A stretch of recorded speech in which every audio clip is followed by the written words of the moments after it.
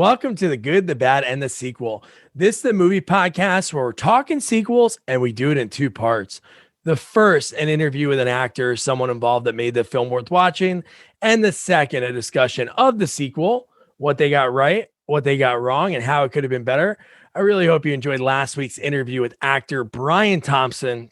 Still can't believe that we got him. You know him as the Night Slasher from Cobra, and of course, Bosworth from this week's sequel, Fright Night Part 2, which I can't wait to talk about. And dude, Joe Dirt. When he talks about Joe Dirt, it's so cool when you have these serious, like scary actors talk about those roles, and they absolutely love them. And yeah, he was a blast. So if you didn't listen to that, make sure you subscribe wherever you're listening right now. So after this, you can go back, check it out, or see everything we have in the future. But before we dive into this amazing sequel, like I'm not even kidding, I got to introduce you to my partner in the sequel watching journey, Jamie Riccardi. Jamie, how are you? I'm doing okay, Doug. How are you doing?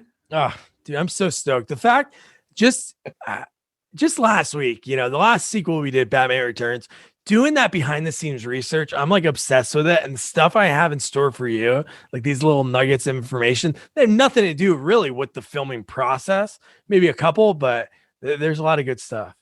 Well, I hope so, because it sounds like you really love this movie. Oh. I wasn't a huge fan. Ooh. To me, I'd rather it's almost like a knockoff of Once Bitten, and I prefer that movie much better. Oh, really? Yeah. Okay. Yeah. Well, so I mean, there was one part I did laugh at, but one part that you laughed at? I mean, I might have giggled here and there. I mean, but there's one part. I mean, it's so stupid. I mean, the part I laughed at is so stupid. But even my daughter is laughing. But It just, I don't know. I remember these movies coming out. I never seen Fright Night 1. I remember the movies coming out when they came out. And I always thought they were scary movies. I thought they were, like horror movies. It's not really a horror movie. No, it's not. Not at all. I mean, it's so not what I expected, and maybe that's part of it. Maybe I expected more from it. Yeah.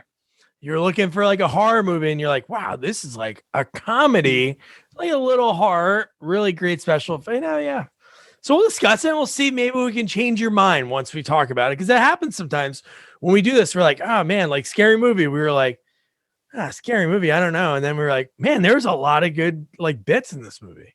Well, I'll tell you right now, you have your work cut out for you, but let's see, see what comes up. The only, just start, since I didn't see the first one, and this movie, I know we start right from the beginning. It kind of starts, giving you kind of first of all, a preview, or not a preview, but it talks about or shows you scenes of the first movie. Correct. Yeah. And then he's at a doctor talking about the first movie. Yes. Now, I haven't seen the first movie, but based on what I saw and what he was saying, it sounded like he was describing the movie that he was in right now. I mean, it sounds like it's exactly what the plot of this movie was. Well, in the first one, it's a next door neighbor. This one's not his neighbor. It's a vampire, so that's the same, obviously. Yeah, but okay, his girlfriend didn't believe him in the first movie, but she believes him in this movie. It doesn't believe him in this movie. And is it the same girlfriend? No, the first one is Marcy Darcy from Married with Children. Oh, he upgraded big time. Second movie. So is this supposed to be the same person, or he just has another girlfriend? No, different girlfriend. This is the one he met at college. Okay. And then in the first movie, his friend turned into a vampire, correct? Yes. And his friend turns into a vampire this time. His friend turns into a vampire this one? I don't know if that's really his friend. I don't think that's his friend, really. And we'll talk about that guy, because that guy... that was his friend. He came in there and he got his tie. And then he said... He seems like a guy that lives in the same dorm. That you had buddies like that in college, or buddies that just come to your house and be like, dude, you mind if I borrow your shirt? And you're like... So you're saying a buddy is not a friend? Well, yeah, no, I don't think so. A friend is like a personal thing. A buddy's like, hey, what's up, buddy? I go to the liquor store. I say, hey, how you doing, buddy? So, okay. So can your close friend be a buddy? No, he's your friend. You just said it. But he can't be your buddy also. Here's my buddy. I'm going to a party with my buddy, Tom. You can't say he's not your buddy. He's my friend. So if you say buddy, people are going to like, do you really know him? Yeah, you brought him to my house. You brought him to the Super Bowl. You brought a buddy to my Super Bowl party. How Okay. dare you? Does he have a record? I was confused on what the difference between a buddy and a friend. Well, I'm glad that we cleared that up. So let's go right into it. Like you mentioned, like you see the flashbacks of one, which is good for somebody on their first, viewing of the movie.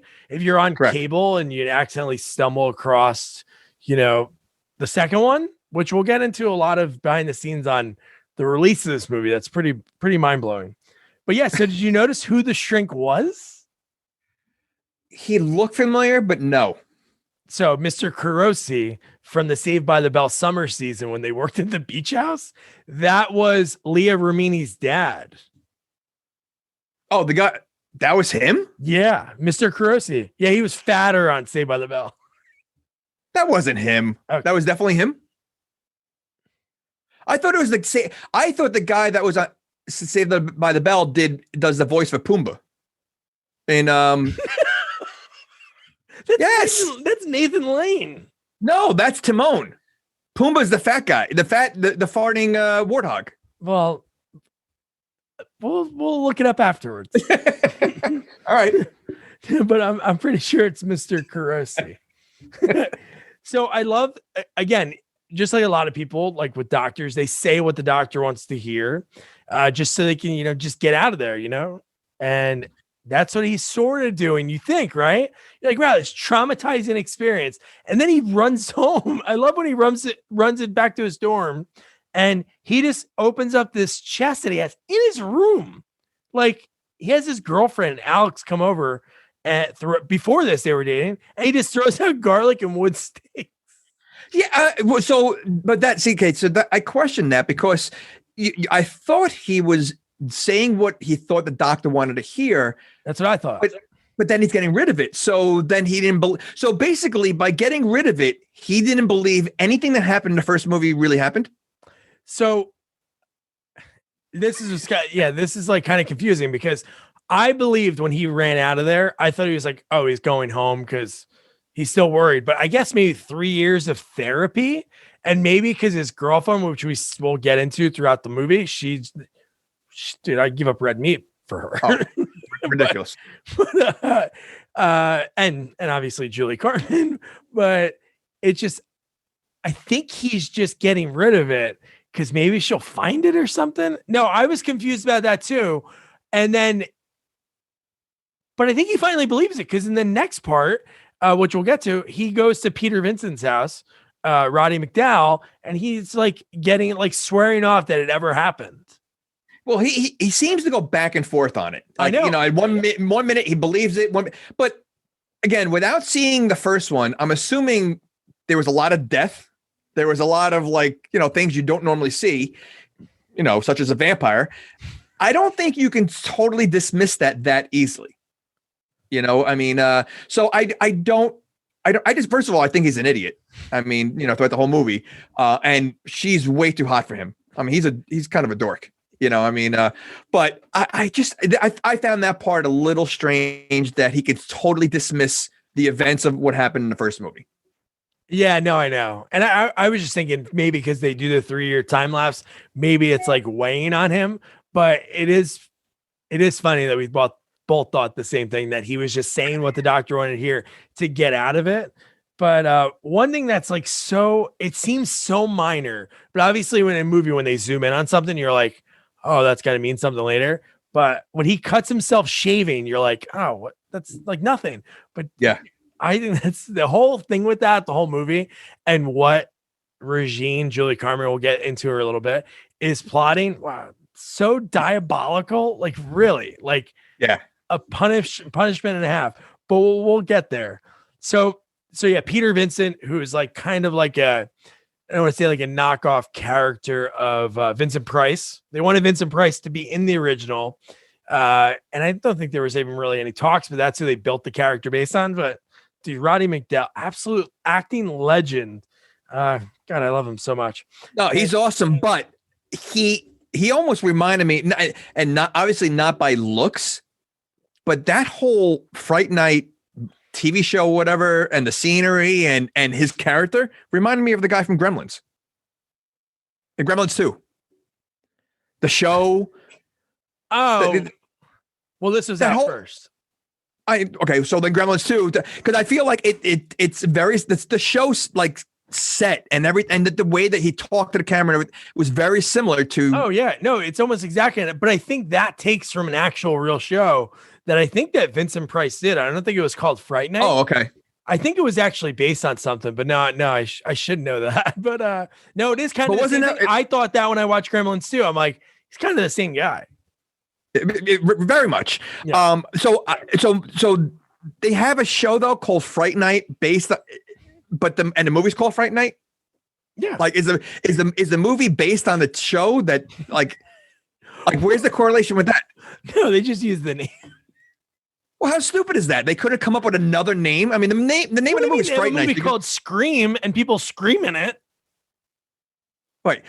So you're comparing an action, someone doing a vocal action to the name of a show that's the same name of a movie, but there's no relation. Well, what do you mean? There is relation. There's screaming. It happens. In this, there's a show called Fright Night. So like, hey, we'll call it Fright Night. And the kid's obsessed with Fright Night, which in the first one, I guess, is more told. He loves that show so much. Like he lives for it. Like he's hooking up with Marcy Darcy in the first one. And it comes on and he like knocks her off. But I would think if you've never seen the movie, you're going to say, all right, this show has something to do with the movie. Well, but it doesn't. That's to do with the movie. But the name of I forget. I can't. Like I feel it's lazy writing. I think using that name for the TV show when it really has no outside of the actor who's covering the show, the name of the show should have been called something different. That's all I'm saying. Whatever. And Marcy Darcy, I can't believe because this had to be around the same time as. What, Married with Children, right? It was like 3 years before, and she was 28 in Fright Night. But it's crazy. They made her look older in Married with Children. But yeah, because I mean, he seemed like a young guy. So, and this takes place in college. So was the first one? Was he in high school? And she was 28 at the time.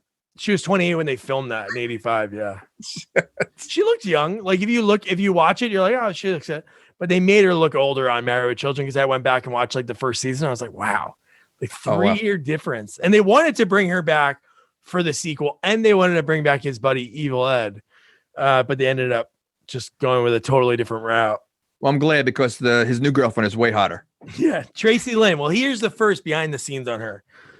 So just to set up the scene, like they're at Roddy's place, which is so I love his apartment because it has all like the memorabilia from his old movies. And it's also like the biggest apartment I've ever seen in my life. I literally thought when he went there, they were going to like his mansion. Like I thought it was like a mansion. The way they showed it, I didn't realize it was an apartment building, but like it's a huge apartment. Well, first of all, even the dorms are huge. But we'll get to the dorms later. But yeah. Okay. No, but those are those apartments because I feel like he's on the second of the top 4. Yeah, but they're like those super high like cathedral ceilings. But so in the scene, we see Charley. We meet his girlfriend, Alex, who's played by Tracy Lind. So she was a model actress. You know her from this, My Boyfriend's Back. Yep. And she was like a big time model. So she dated, and sad story, but she was abused by Dodi Fayed. Do you know who that is? No. That's the guy that was like with the mistress of Princess Diana. Oh yeah. Dodi, the bodyguard. Yeah. Oh, really? Well, no, he wasn't the bodyguard. I thought Dodi was the bodyguard because he's the one that died. Did he die in the limo with that? Yeah, no. This guy was super rich. His dad was like a big time guy in Egypt. He died with is he the one that died with Princess Diana? Yeah, they were like engaged and reportedly engaged. I didn't know, but this is just from like going on Wikipedia. But anyway, 97, she came out in like earlier part of the year to talk about that he was abusing her, and then obviously months later he died. But if you look at the people that guy dated, because he was super rich, and I guess he was a not bad looking guy, I guess he dated like Mimi Rogers, Winona Ryder, the list goes on and on of the people he dated like in the early 90s. Wow. She was one of them. And I read that. I'm like, man. And then she got out of acting like right after that because she didn't like being in the spotlight. But I was like, wow, holy crap. Like, so she had a very short career.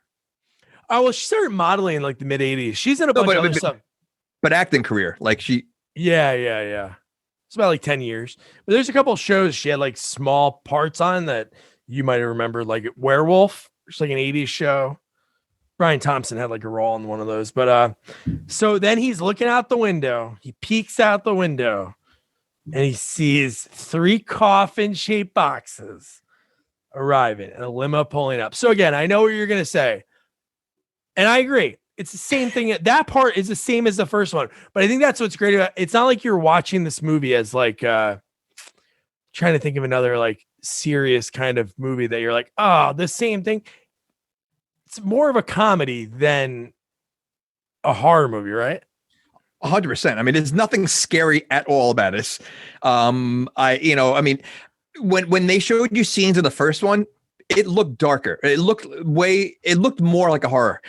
I definitely would not put this in a horror category. I would maybe, I mean, it's a dark comedy, maybe, I guess. Yeah. I don't know, maybe that, but I mean, honestly, Uncle Rico or whatever, like, he's the best part of the movie. To me, he's the best part of the movie. Louis.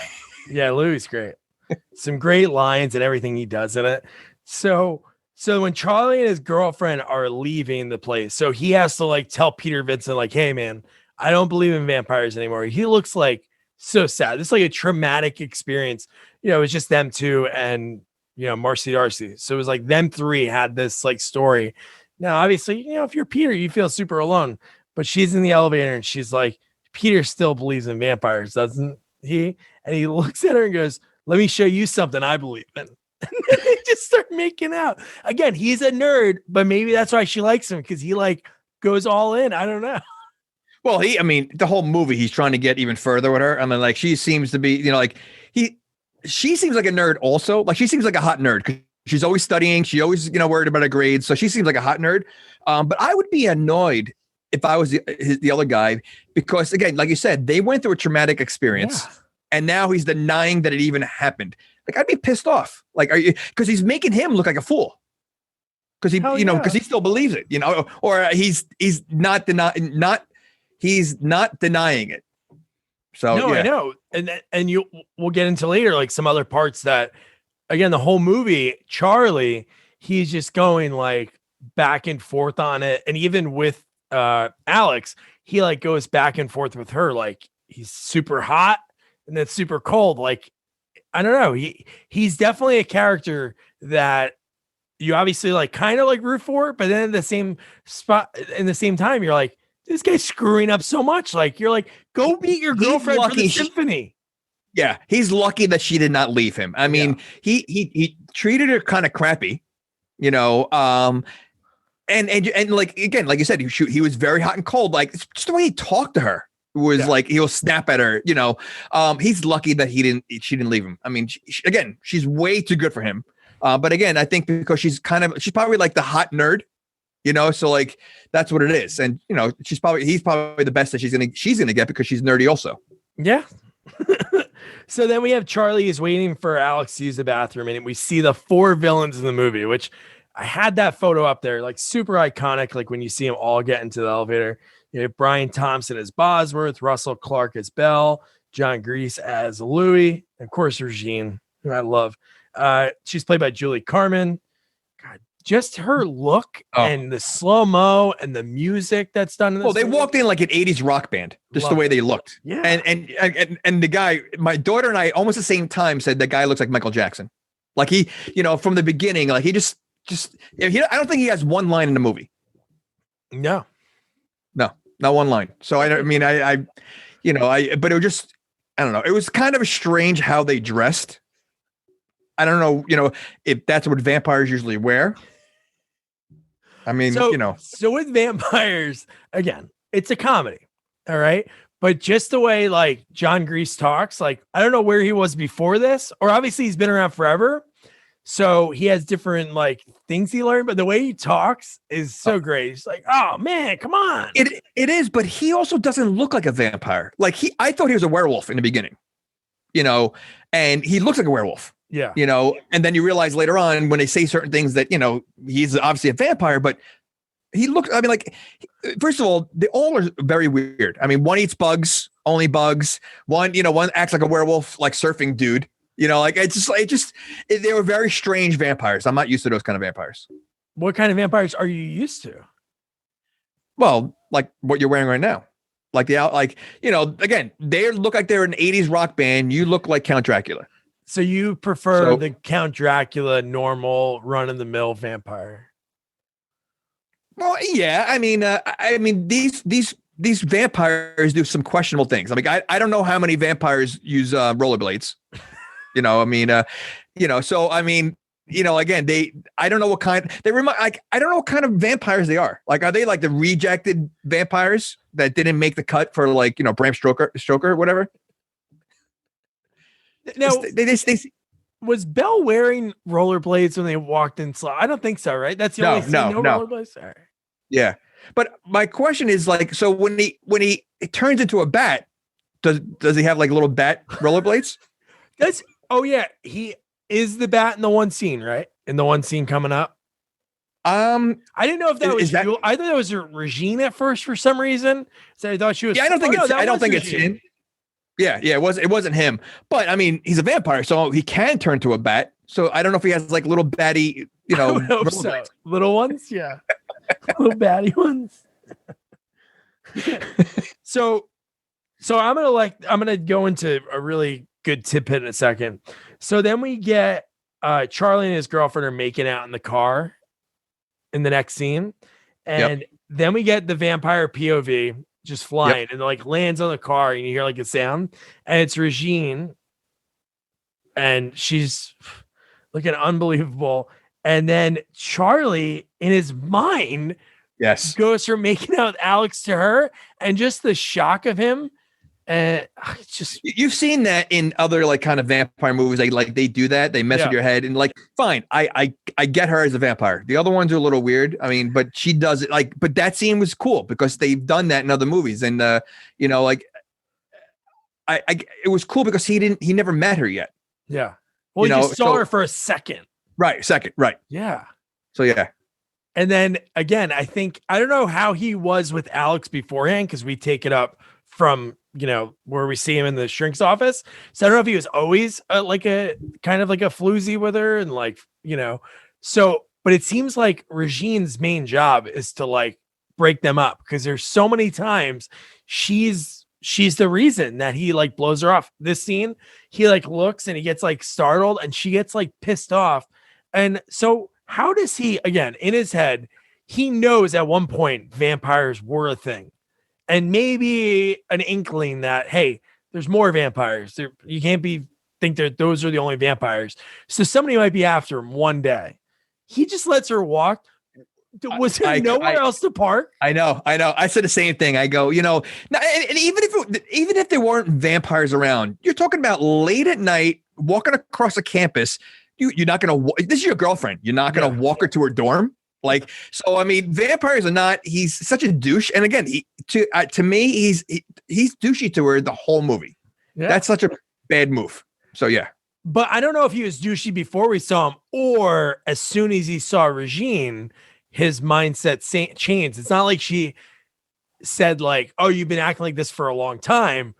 Did it just start from where we saw it, or was he always a dick? No, I think he's always a douche. Okay. Yeah. So one thing before we talk, and I think it was Belle that was flying, because that's what the next scene is. So one thing that I got to talk about this now. So this movie, she got nominated for a Saturn Award, which is like sci-fi and fantasy movies. And in the category with her, Demi Moore won for A Rolling Ghost, like Nicole Kidman in Dead Calm, Madonna, Dick Tracy. So even though this movie had the worst release, which I'll get into. She was in the category with them. All of them, yeah. She crushed. That's amazing.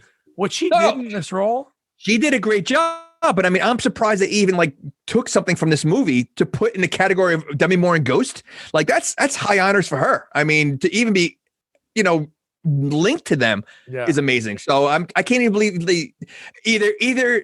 There were no other movies they can find, and they needed there's a lot more. I didn't name all of them. Ali Sheedy, Fear. No, there's like 8 movies on here. Oh, wow. Okay. Yeah. So here's the thing I kind of teased you like in a text, not like a photo or anything. I can do that. That sounded a little weird. And that's what I went for. But no, there were some like behind the scene facts. So I'll go into this one. So just think of the impact she made on a movie that wasn't released into a lot of movie theaters. The first movie was a wide release. This movie, no issues with it. Like obviously people liked it, but this movie didn't have like a wide release. I think like 150 movie theaters. There was an issue with it going on to VHS, and the fact that she was like incorporated with all these actors. So here's why. You ready for this one? This is like mind blowing. All right. So the movie was put out by New Century Vista, which was ran by a guy named Jose Menendez. Do you know that name? Menendez? Well, I know the Menendez brothers. Okay. So their dad was he was the executive vice president at Carico Pictures. Wait, the guy he murdered? Yeah. He's a murderer. Yeah. Yeah. He got murdered by his kids. Yeah. Okay. Okay. So this is okay. Yeah. So he was, even though this movie had like a lackluster performance, in that same year it came out, they were going to do a third movie. They were getting ready to meet with Tom Holland, the director of the first one, and Roddy McDowall. We're going to do like another movie. Then he gets murdered. So then from there, it's almost like what they do in some people that we've talked to, like when a new studio head comes in, they kind of like buried this movie. Like this movie is so hard to find on VHS. Yep. It's barely on Blu-ray or DVD. That's why it's on YouTube everywhere, because it really nobody for some reason wants to have. It's not, again, we'll get more into the movie. It's not like it's like Munchie or not Troll 2, but I'm trying to think of like Son of the Mask. That movie you can find anywhere. Yeah, well, maybe no one wants to watch it. No, people want to watch this movie. Okay, but I would think, you know, if certain movies, you know, maybe it's like because it's not that good, so people really don't nobody care knew about it because it didn't have a wide release. It was in like a tenth of the movie theaters, and it still made I think $3 million, and it didn't even have like the wide release that the first movie did. So it just didn't have the opportunity. And I don't understand why movies would do that. Like I know it costs to be in a movie theater. But yeah, that made no sense to me. Wow. The fact that it was Menendez. Yeah, like, that's that connection is wild. Yeah. So anyway, so Belle was the one who was about to catch up to Alex. She just closes the door in time, falls down. I feel like, again, I said this before, I feel like these vampires are a little like rejects, because I mean, like, that's even a little silly that like it sounded like a bird hitting a windshield. Like the bat hit the door and like fell down. Like, you know, like it just, you know, I don't know. I don't think that would happen to Dracula. Well, if there was perfect vampires, would there really be a movie? You need a flawed villain. I guess. You need that flawed villain that says, you know what? I'm going to blow up this building in 10 minutes. And it's like, wait. Well, I'm going to say because of the dorky, you know, lead, you know, vampire killer, he's no Keanu Reeves. You know, Keanu Reeves went after, you know, Dracula. So, you know, if you put Keanu Reeves in this movie, the movie's over in 5 minutes. See, that's what I mean. You can't watch a movie for 5 minutes. All right. Charley. I love the way he says that. It's so great. So then we see an Asian girl sadly leaving at the same exact time. And Belle's like, I'm ready to eat. I love that scene of the girl like dropping something. It looks so cool. The blood splatter on the paper. All right. We got to talk about this scene. Yeah. Okay. So first of all, we're talking about Michael Jackson on rollerblade right now, right? Okay. Possible. She can't outrun someone that's on a rollerblade. I think you'd be very startled, maybe. Okay. I again, you know, I'm sure going on rollerblades downstairs is going to be a difficult job. Just find stairs. I mean, was she in a dorm room? Like, was it like? It looked like it was almost in like the corridor of like a part of the school, maybe. It did, but it also seemed like it was like late at night. So I don't know what classes are being held late at night. Like time in this movie seems was so off. I mean, even like between the library being open at night and all that stuff. But I feel like the scene like really made no sense because the kill really didn't mean anything, right? I mean, like it just showed that there was like thirst. It's not like somebody found the body, because that's how the vampires are smart. So nobody knows that there's. But the scene popped up so fast after the bat hit the door, and then the next scene quickly you see this girl fall down and the rollerblades. Like, it was just like I feel like the scene was so misplaced. Like they just threw it out there. Like it was definitely a scene like just a throw out there to show a vampire on rollerblades. Well, I'm just saying, if I was in a dark hallway and somebody dressed like Russell, he came on rollerblades at me, I don't know if I think that stairs. I'd be like, where'd he get those rollerblades? Okay, look what he looks like here. You that picture right there. You think you're gonna question his rollerblades, not the fact that the way he looks. The whole thing. Go to a door. You stand by. He's on rollerblades. He can't I feel like we're giving this guy way too much. I don't know. First of all, I don't even know why he's on rollerblades. Don't vampires move pretty fast? No, I know. That's what I would love to know. Like the origins of the rollerblades. I mean, it just bizarre. Like, to me, it's a very bizarre thing to throw. Like, how did that come up at a table read? They're like, all right, this vampire is gonna have rollerblades. No other vampire. Like, it's not like it's a rollerblading vampire troupe. Like no one else has rollerblades, just this one guy. Something no vampires you've ever seen ever have rollerblades. But let's give him rollerblades. So no. What I'm going to say is, I think so. Russell Clark, the actor, he was in. He only acted in 9 Things, but big time choreographer in Hollywood. That's not surprising. Considering he didn't say a word in this movie, and he was the only one on rollerblades. No, I figured he's more of a stunt guy. And really cool movies that he did like choreography for. Some bigger ones, but the ones that I picked out are ones that we've know and most people know. I'm Gonna Get You, Sucker, Earth Girls Are Easy, Teen Witch, and the comedies of Clifford and Major Payne. I love that. Wow. That's awesome. But choreography, it's not just dancing. I know, but I guess I don't know. Like I could see some of those, but like Clifford, I don't know. Clifford, when he danced with Stefan in the one scene, I guess. I just saw those movies. So I was like, oh my gosh! But yeah, and like the scenes in this movie, the dance. What do you? Because that was what came out first. This is our first Once Bitten. I'd be curious. Had to be Once Bitten. I'm sure it came out first. Okay. All right. So that scene is such a Once Bitten scene because that happens in Once Bitten. They do this big dance routine with the, like a seductive, with the lead female vampire. Like, I wonder if they used that movie a little bit for this. They could have, but as we know from a lot of movie watching and movie sequels, I'm sure there's a movie that came out before Once Bitten that had a similar scene, and then that movie has a similar scene from a movie from the 30s. But no, I know sometimes when it's so close to the other one, it could be that. I've seen Once Bitten. I don't remember like how close it is. It's very similar. Yeah. He's got a girlfriend. He sees them. I'm telling you, it's a very similar movie. But listen, one's got Jim Carrey, so I mean, you got to go with that. Well, no, this one has Charley.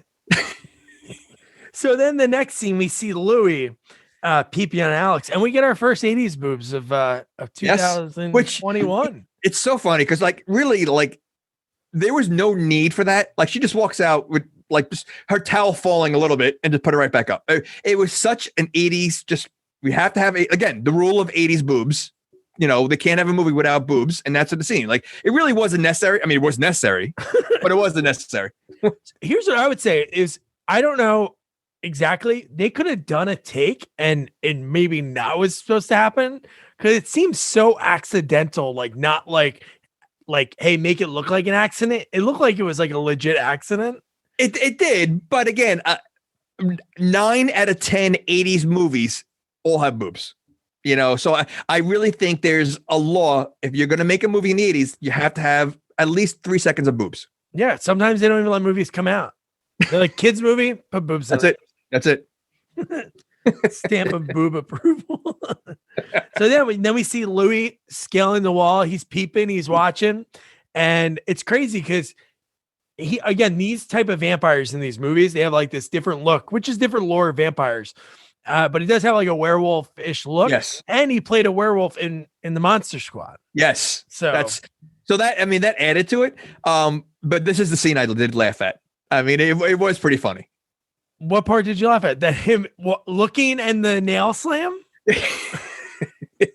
It was so stupid, but it was funny. I mean, his nails got cut off, and and he falls all the way down. So he almost seems like a vampire trying to get into the vampire club, and he's like a prospect. He's like a vampire prospect for the club because he seems to go rogue a lot, and he's very sloppy. He does whatever he wants, right? I mean, it's so. To me, he was the best part of the movie. No, he definitely he's up there. So then we cut to Charley. He's back at his dorm. Gets a knock on the door, and he thinks it's Alex, but it's Regine, and he just cannot stop looking at her. And the best is she's like, "Are you Charley?" And he's like, "Yeah, I'm Charley." And she's like, "Charlie Johnson?" He's like, "Oh no, I'm Charlie Brewster." And she's like, "Oh, okay." And then she like takes this long walk and he just can't stop looking at her. She turns around like, "Got a light?" Is there a Charlie Johnson from the first movie at all, or is there anything? No, I think that was like you were just messing with him. Yeah. But right. Do you know the rules of vampires?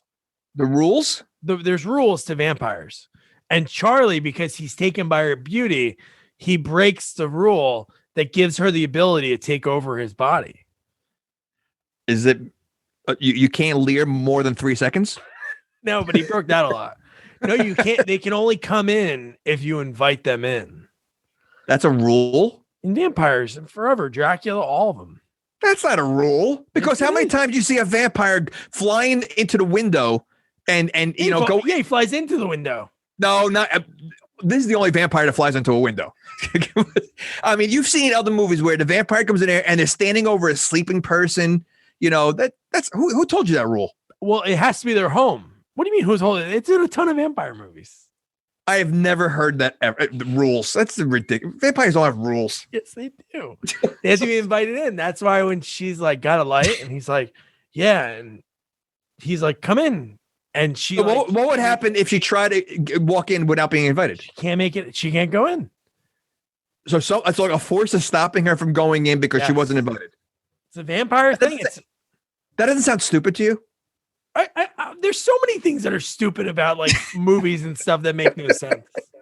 Well, I have to question that one. We definitely need like a Van Helsing, a specialist or something to tell us because that sounds ridiculous. Himself.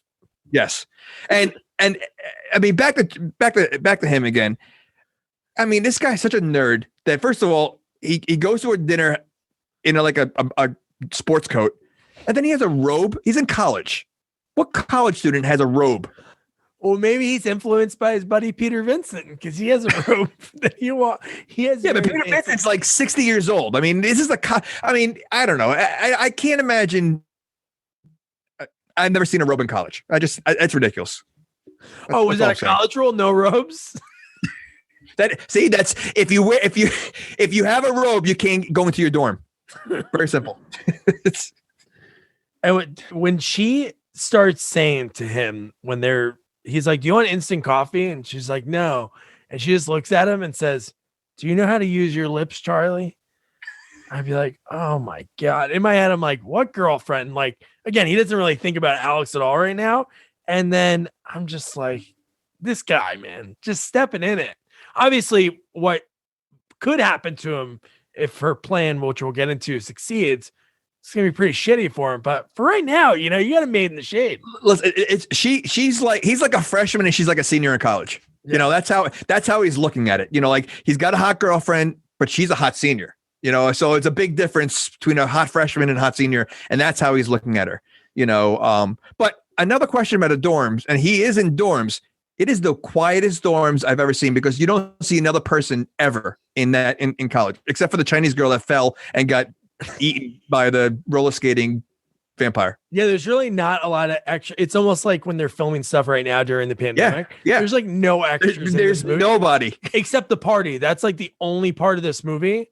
Correct. Even at the bowling alley with it, when Charley's bowling.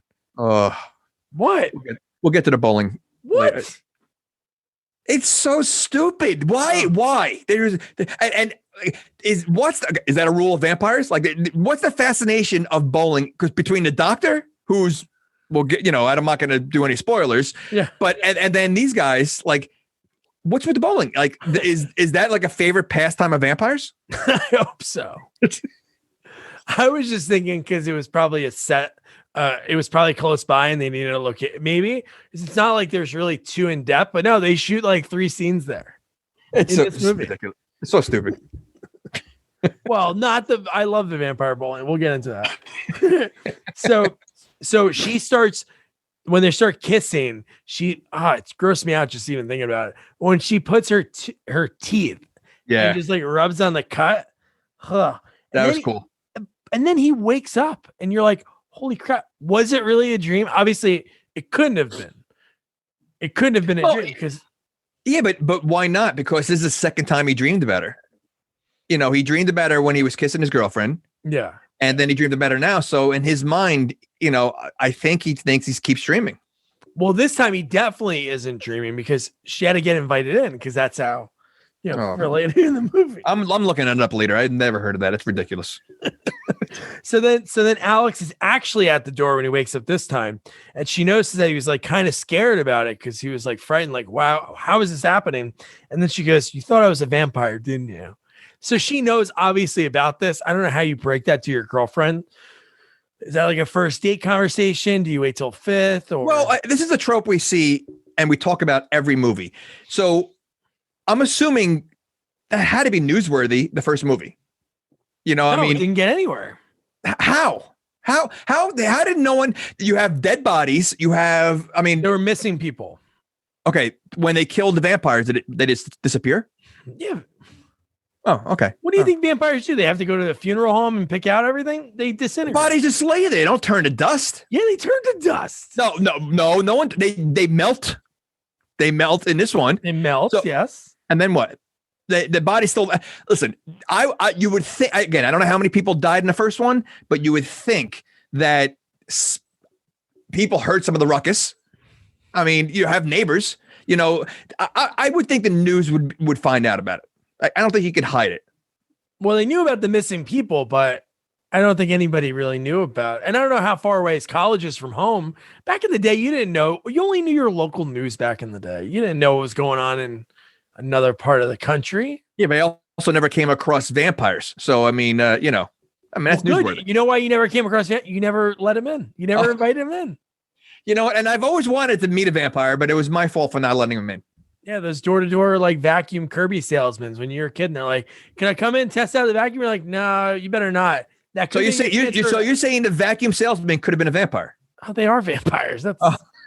You can Google that later too.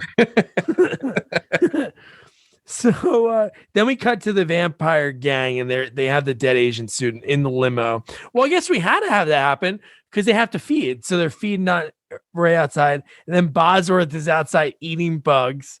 And it's really cool that he told me that he went to the director. A lot of times some directors like, do what's on the script, whatever. He was able to actually add in the lines. Like, so he's like, I'm just not eating bugs. I'm like a bug connoisseur.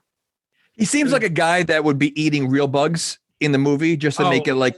I think they were real bugs. I was saying, I could see him doing that just to get into the role more, just to eat real like moths and everything. Yeah. Did they explain that? Or is that, like, do vampires normally do that? Or he just wanted to add that little. Well, he's not a vampire. He's not a vampire? No, we know. No, he's not a vampire. I don't know what he is. That we'll get into that. How do you know he's not a vampire? Because he's eating bugs and he's not eating the girl in the car. Yeah, but he melts with sunlight. No, he doesn't melt with the sunlight. Oh, he gets cut. With the. Yeah. He's got to be a vampire. It's a vampire gang. What? No, he's a bug hanging out with a vampire gang if you're not a vampire. Well, this isn't like Crips and Bloods. He's just like a bug eater. So he's like the exterminator of the group. So like, if they're at the vampire house and they need like bugs getting rid of it, like they call him and he just goes there and Yeah, he just slurps up the ants, uses a straw. he's got to be a vampire. All right. This is ridiculous. Another thing for you to Google. So then we got Charley and Alex cuddling. He passes out and his cut that he was shaving with was like bleeding. And Alex left a sweet note for him. And she says, I think it's infected. Oh, first it was like, one, I really, really like you, right? Yeah. And then the second one was like, I think it's infected. I forgot what the third thing was. Maybe it was foreshadowing like what she mentions later. But I wanted to ask you this. Did anybody ever leave you a note? A lady friend or anything? I've never gotten a note. Well, usually I was the one to leave. What? The note? I just thought when I read that, I remember a girl one time, like we hung out for one night and she left a note and she like cleaned my room. I was like 19 and I'm like, what's happening right now? And terrible enough, I crumbled it up. So she left you a note, like a goodbye, like instead of like saying goodbye, she left you a note and then you never saw her again. Well, yeah, sort of. Then what's the point of leaving a note? Oh no, she didn't say goodbye. Nobody says goodbye to me. What? So she said, "So see you later, Doug. I'm sorry it was so short. Maybe next time you'll do better." And then goodbye. What was short? The duration or the diameter? She left it for you to figure out yourself. Oh, that's great. So then we get to Charley, which I thought he was done with his shrink, which that was the beginning of the movie, but he goes back. He's obviously like, hey, what the hell's going on? And the shrink for two things. Obviously, he has to wear shades because he's slowly turning at like a super slow rate of vampire. But why does the shrink have just a loose pill drawer? And they're like in a Ziploc bag. He takes out the pills in a bag. He goes, hey, yeah. It's like ridiculous. But again, he's not really a shrink.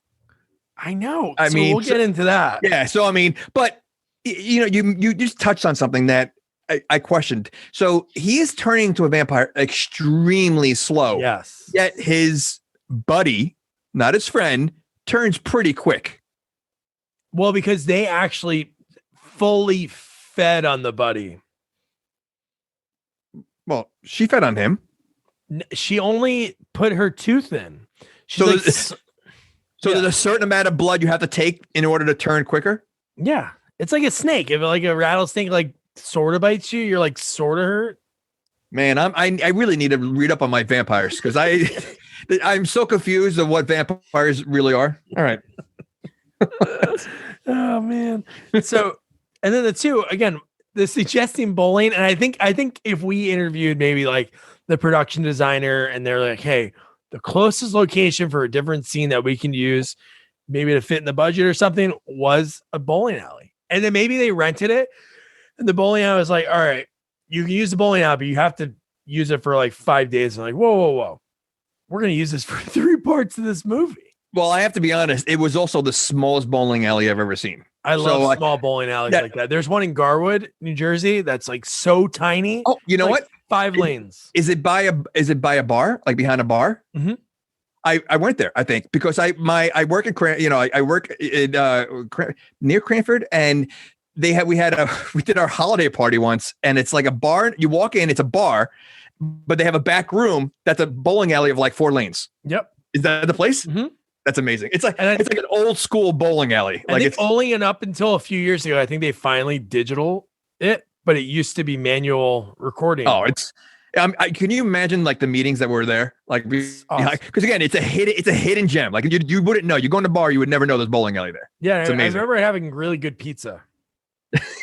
That's all I remember. My dad used to take me there. So then Charley, actually William Ragsdale, good bowler, good form, almost strike. I don't know how many takes that took to get to that. So his girlfriend, again, she is kind of nerdy.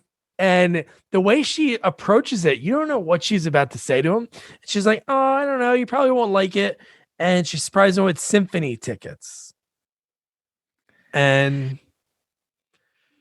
that's a big step in the relationship, I think. Why? I don't know. Symphony is like, I don't know. That seems like a pretty serious thing. You're asking a guy that you're dating to wear something really nice. What if he doesn't have anything nice? Well, he's been wearing something nice the entire movie. Okay, yeah, so he dresses good.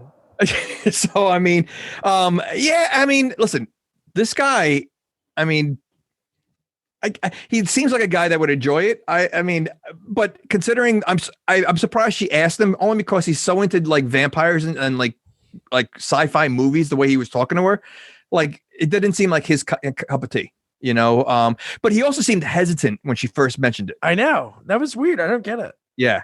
You know, and again, he should be kissing her ass because of the way he's been, you know, kind of treating her lately. So like, I'm surprised he was doing that. Yeah, especially that he ruined like their makeout session. Yeah. He made her walk home. Like, yeah, he should have just done whatever. So the next scene, and it says Charley. Charley has a buddy walk in, steal a tie. And dude, hold on. Okay, wait a second. Wasn't there a toy called My Buddy that Chucky was named after? All right, we're not going to get into doll stuff, right? No. But I'm just saying, Buddy.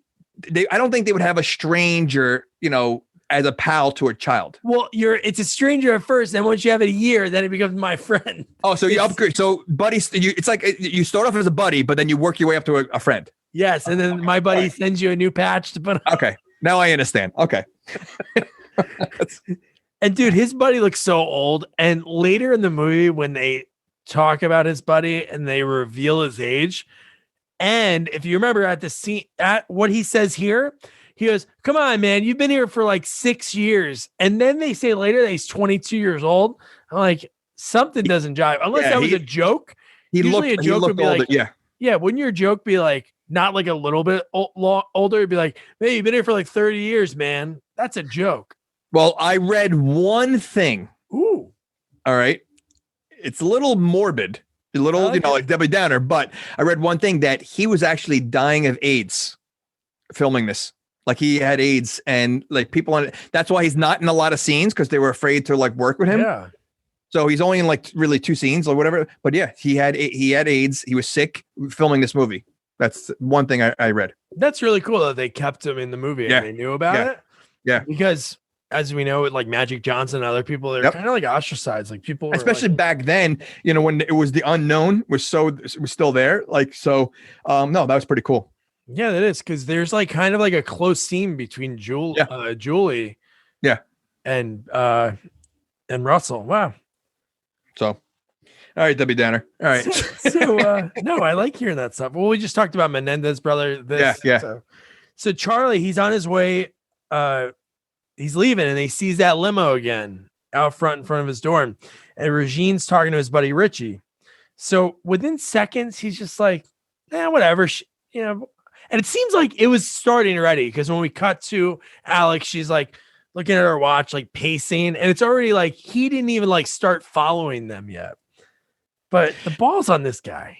Well, why was he following the limo? Because his buddy was going with these girls. Did he suspect that vampires are going on? Like, what was his motivation of following them? I think because Regine, like, you know, obviously imagining her in the back of the car and the dream that he had and the feeling. So you think he was following her and not him?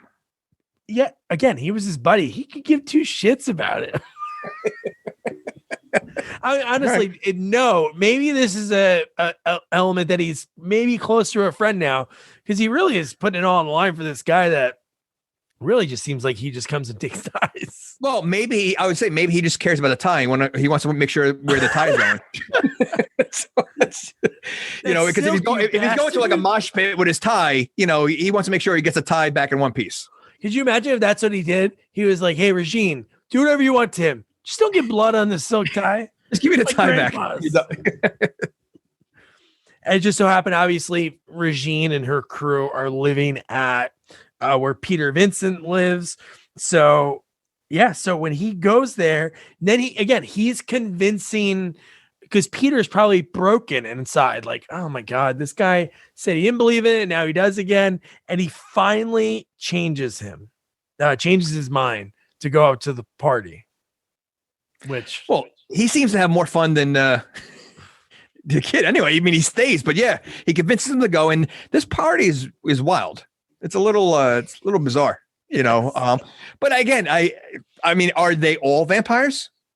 Well, like, we see who is vampires. No, I know that. But, well, because I also think the other guy's a vampire, not just a bug eater. But I mean, I'm assuming this is a vampire. This is a vampire party, and you have all prospects or people that they're trying to turn into vampires there. So like each one has their own, you know, it's almost like what's it called? Dusk Till Dawn. Like, you know, like, you know, they've invited everybody up there, and then all of a sudden, you know, when the lights turn off, half the people are going to die and turn into vampires. Yeah. No, it's sort of like that. So you don't know, like the first guy when they walk in, and I love when they're walking in the hallway, and he's like, "Do you have the holy water? Do you have the crucifix? Do you have the wooden stakes?" He's like, "Yes, Charley." And then they go in, and the guy opens the door, and he like opens his mouth. Yeah. He hits him with the crucifix. I was like, "Oh man!" And it's just like the plastic teeth fall out, and yeah, this okay. Scene. So wait, so why was he wearing that? Because no one else is dressed up, right? Well, it's a vampire party. Yeah, remember the bowl? As soon as they get in there, yeah, it had the teeth. Yeah, what's a vampire party? Like, because I didn't see too many vampire costumes. He was the only one. He was the only he read the memo wrong, the invitation. It just said, wear vampire teeth. You have to dress like a vampire. Okay. All right. This movie has so many holes. It's just ridiculous. What? So then we're cutting back and forth between Alex, but man, I love Louis. His role and his swagger, the way he shows up to like go up to Alex. He's like, "Hey, you got a ticket? I want to go into this." I mean, listen, no offense, but he looks like a creeper. Oh, he does. And yeah, so how could she possibly want to give him the other ticket? Even though, I mean, knowing her, like you'd want to sit next to this guy who you don't know. First of all, I don't know too many people that are like scalping tickets or looking for tickets at an event like that. You know, I don't think that's a big thing to do. But like, you would trust a guy that looks as creepy as him to like sit next to you? And like, I mean, that's, you know, shame on her. Rocking like a bomber jacket. Maybe is like over the top swagger. Like over the top. Maybe she's like, right now, I want the complete opposite of Charley. The complete opposite. Losing hair, full head of hair. No, I thought that same thing, but I think maybe the swag. Louis got the swag. Or just she was just so pissed off. She's like, I don't care. And just, you know, whoever it was. Well, listen, she does talk to him a few times throughout the movie, so maybe she does like him a little bit. She does kind of like have a soft spot because there's one part when he like kind of convinces her to like, we'll get to that later, but I'm like, wow, she kind of like maybe she's like on the fence with both of them, you know? But he is a little aggressive. He is a little, very aggressive. So we come back to Charley, and he sees his buddy, and because he saw his buddy get bit in the earlier scene when he like scaled the one in the stairwell. So that's like kind of made him go to Peter's. So he's like trying to like check his buddy's neck, and he was he was sleeping. He passed out. He was being drunk. Yeah. So I mean that's important to know because the guy wakes up while he's like checking him out. So that was kind of funny too. I think he said, I think this is too much, Brewster. Yeah. I love that. But I think it's a lame reason why he couldn't find. No, I think that's what do you mean? Come on. Okay, if you have a scar, you're not going to see makeup on his neck. Even if you're looking. I mean, you're gonna come on. It's Hollywood makeup, baby. You ever see the movie FX? Yeah. In that movie, he's not an FX artist. Slit his wrists, you know. Yeah, Drug right, Love. whatever. That's on the bucket list. FX too. Oh, I haven't seen either one in a long time. I have to see the first one's great. First one's amazing. Oh yeah. So then we see. So Charley, he wants to leave because he can't find anything on his buddy's neck. And then Regine walks in and they start dancing. And then you hear bow, bow. The music in this movie is, oh my God, the guitar solo. And it's like kind of like a Nokia cell phone, like, bow, bow. I don't know. It's great. And God, it's just the dancing of her. And when she gets really close, the effects team that worked on this one and the first one are like just unreal. But when she's doing the back and forth with the crucifix and her face changes, Yeah, that was cool. it's so cool, man. Do you think now? I'm assuming he's not a good dancer. So do you think like vampires have the power to make whoever it is just to dance, well? Well, they have to because he has no rhythm like that. None. But I'm telling you, this is the same exact scene in Once Bitten. There was a huge scene, but the girlfriend was there, and they were going back. He was going back and forth, dancing with his girlfriend, and then dancing with I forget what her name is, but the vampire. So yeah, but maybe vampires like to dance. They like to dance and rollerblade and bowl. But yeah, so he's like going back and forth, and then we find out. So this is so she's a performance artist that we find out, which is kind of like an artistic kind of thing. And so the woman tells Charley that because Peter Vincent goes, "Oh, are you an actress?" Right. And she's like, "No." And this random woman that's getting autographs says, "No, she's a performance artist. Are you going to perform when you're in town?" And then at the same time, she starts like rubbing her neck. And I'm like, I don't know if that lady is in on it. Is she a plant to tell everybody that she's she has to, because I mean, is she really a performance artist that just traveling? She must be, honestly. The only reason I say that is how does later she get that gig? Right. So she must be known. I was thinking there it could be plants, but no, later on the movie, she couldn't have like that many people involved, but right. She just starts like rubbing her hair, and I'm like, wow. And then this the part right away, Charley goes, "Alex." This guy sucks, man. Okay. So at that point, would you even show up?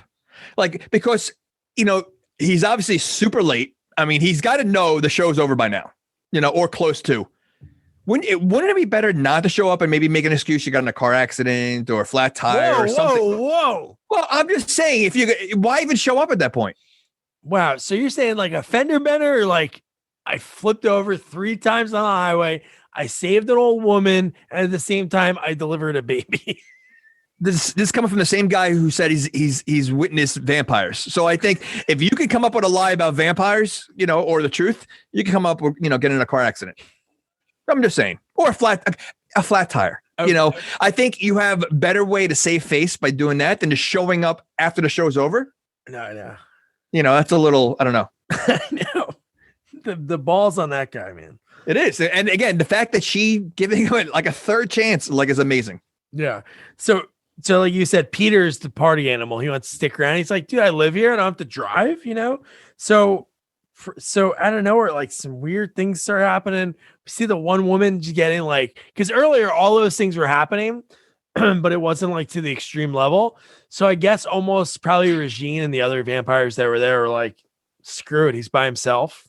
Because it's time. That's what it is. And now that the purpose of having that party is coming around. Yeah, but the chewing on the one woman, and she starts making these sounds. And I love the mirror trick was in the first one. So in the first movie, he doesn't believe Charley. They don't even know Charley. They just went to the studio because they were huge fans of the show. And he went to Chris Sarandon's house next door, Jerry Dandridge. And he does that. He has his mirror and he's like checking his face and he doesn't see the reflection. So it's cool, that throwback, to see that the 2 women he just saw dancing, not there at all. And then his panic. I love, that's one thing I love in movies. I absolutely love it when people are trying to get away and the person's just there. Yeah. And just the way it's done in this, like he goes into the hallway, she's there like waiting for him. And then he's like, he runs down the stairs waiting for him. It was just perfect. Well, then why did he even go? Like he seems kind of a wimpy guy. Like he seems like afraid. He is. So then why would you even bother going? After witnessing what you witnessed in the first movie, at this point, wouldn't you want to be as far away as possible for anything vampire related? I think as he was successful, he kind of got confidence from it because he felt like a fraud for all the years playing a vampire. Because that's all the movies. He plays a vampire killer in all the movies. Okay. Well, so maybe he felt like, hey, I did it. Is it successful or lucky? Ooh. Well, after this movie, I don't think it's luck anymore. Well, okay. I mean, but the first one, I'm assuming luck. Like, because he's not a professional. He's a professional performance artist. Are there professional vampire? Van Helsing. I bet you one thing Van Helsing knows: don't invite him in. You stay out there, Kirby vacuum guy. So I love that part and this is where she reveals like she's Jerry Dandridge's sister, and she wants to, basically punish Charley. And at this point, obviously, she could have killed. And I think this is what makes villains great, and why we question villains a lot of movies, because they could have killed people in the most simplest ways so many times. Like Dr. Evil and Austin Powers, they mock all the time. She could have killed him, got one of the people away. Then you have Charley all by himself, but she doesn't. She lets him go. Well, but if she turns into a vampire, he becomes immortal, correct? Who? Peter Charley. Vincent? Oh, Charley. Yeah. So then how is that punishing him? Oh, well, she wants to make him immortal and basically enslave him for the rest of his life. Okay. That's what it is. Just punishing him for all of eternity. Like kind of like sending him to like hell on earth, I guess. All right. Since you're a vampire expert, so I have a question. So Sure. I'm assuming immortal means that you can't die. Right? Yeah, I guess. Well, you're not going to die. I guess would that be immortal? Would No, okay. So immortal means that you can't die naturally, but you can die other ways.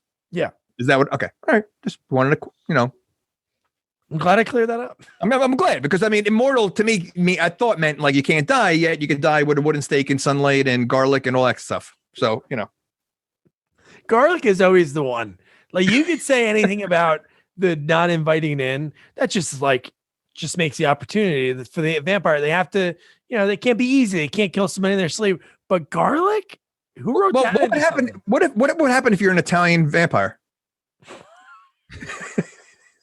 Because I mean, it's very hard to, not use garlic in anything you make. I mean, I'm Italian and we use garlic a lot. So like, would that be torture? It would be torture. And you know what? I bet you there's no vampires in Italy, because what are they going to eat? Everything's gonna be garlic. When was the last time you heard about an Italian person getting killed by a vampire? All right, exactly. That's true. Exactly. That's true. Because I mean, I would also. I mean, if I happen to be, in Italy and a vampire, I'd be nervous that by accident I put garlic and I kill my whole family. Like I wouldn't want to be a vampire in Italy.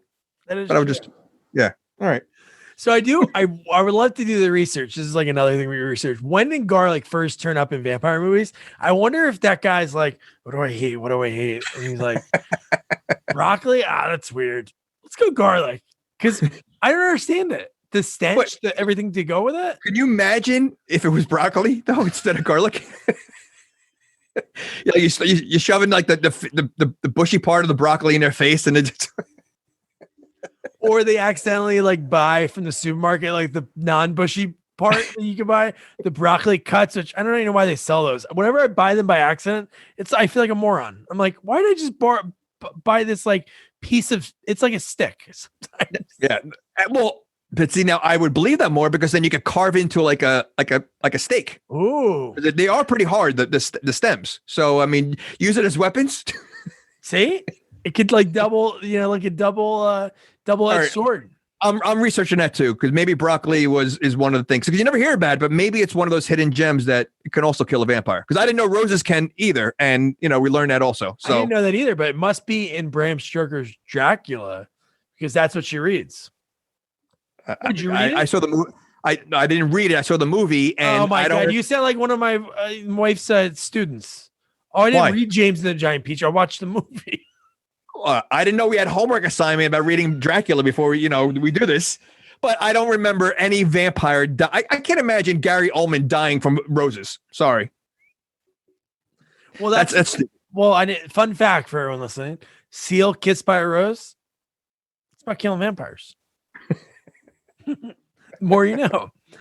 So then Peter runs back. He finally gets back. I love that. I love that little room that he has anyway. It's probably like a really sweet like reading room. But when he sits on that like kind of like it looks like a Lazy Susan, like a little elevated stage, and he's sitting there and he's just surrounded by balls of garlic and candles, and he's just calling Charley and he's not answering because Charley's having like his own little thing at home. He's like in the shower, like, what's happening to me? Because he's slowly more and more, his change is happening. Very slowly, though. It is very slowly. How'd you like when Louis brings her home? And he's like, again, he's almost like the jock in high school. She's walking at a normal pace, and he's like, okay. So, first of all, I mean, again, he looks creepy as hell. She doesn't know him. She's going to allow him to walk him home. On the flip side, her boyfriend left her in the streets to walk the dorm. He walks her all the way back.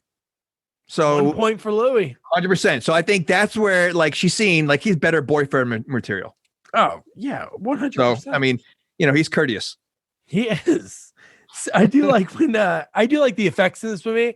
And I know it's not like the traditional vampire, like the Dracula, but when he turns and the dog's barking and he turns and it's like Predator-ish, it's so cool how quick it is. And then he turns back and then he's trying to go inside. He wants to get invited in so then he can feed. And Brian Thompson, Bosworth's pissed off. He's like, you're supposed to bite her on the neck. And I love Louis' swagger. It's almost like he is shrugging his shoulders. He's like, well, I'm not hungry right now. You look like Rodney Dangerfield doing that. And respect. I'm not hungry. Well, this is the moment when I realized he was a vampire because all this time I thought he was a werewolf. Again, because he looked like a werewolf, he had the nails and everything. But this is when he said that, I'm like, all right, he's a vampire. But like, is he trying to feed on her or is he trying to date her? Because he seems to really like her. He's trying to date her, but I'm sure the overall plan.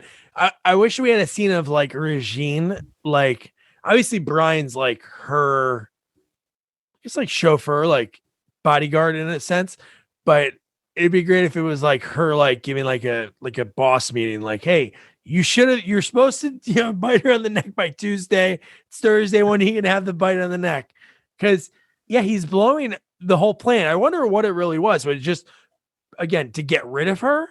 Because I think that's great when you're able to take the hero of the stories, like girl or boyfriend, because then the hero is like weakened because they're worried about that, which happens at the end of the movie.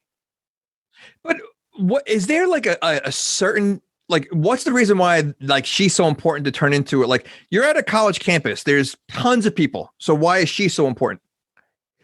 So now I didn't even think about this until you just said that. Maybe for all the eternity, maybe Regine really was trying to do it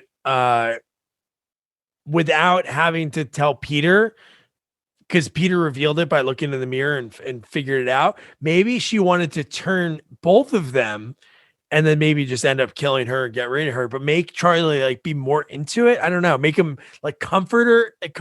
I don't know. But no, I just wonder. I just wonder in general, like for vampires, like when they have their set, like even with the like Jim Carrey, I think they, when he was in Once Bitten, like she had her like claws in him trying to turn him.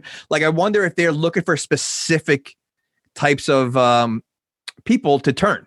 Like if there's like again a code.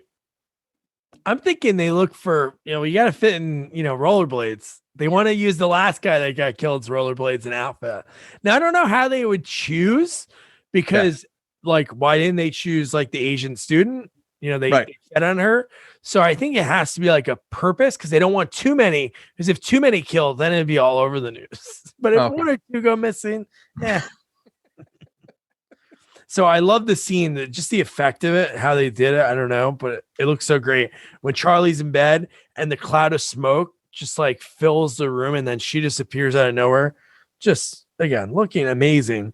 And she's sucking on his neck a little bit more, getting a little vampire juices, and maybe he's like 25% vamp right now, something like that. But so then that psycho, I think he's more of a psycho now. I really do now. When you really think about how crazy he is with Alex, I know Charley has a lot going on, But he shows up with like these flowers that say like "forgive me," and I'm just like, And honestly, the minute she saw them, she was smiling, like she was okay. Like again, listen. First of all, Charley might have been her first boyfriend because he was trying to have sex with her earlier, or he wanted it, and then he made a comment like, I'm waiting for sex or something like that. So like, right. So maybe he's the first boyfriend she's ever had. yeah, and he did that in the first one too. He was like, "Come on, we've been going together for like 3." Yeah, he's like just a horn dog. Yeah. So I mean, well, listen, this guy. I mean, he's also what? He's the guy from Mannequin, right? Isn't he the Mannequin? The movie Mannequin. Isn't he a Mannequin? The main guy? I thought he was a man. He starred in the movie Mannequin. No, he didn't. That's Weekend at Bernie's, New Jersey Andrew McCarthy? native. Or maybe he was Mannequin 2. Was he in I thought he was a Mannequin. On the Move? You can look that I don't up. know. So I love it. He says, "I love you." Is it him? No, I'm looking now. Okay. She said, he goes, I think he almost like doesn't even say love. I think he says, "I'm falling for you." And she goes, "I came to college to be a clinical psychologist," and it's like storms off. Well, no, he said, "I love you," but yes, that was weird also because she's the one that said, "I think I like you."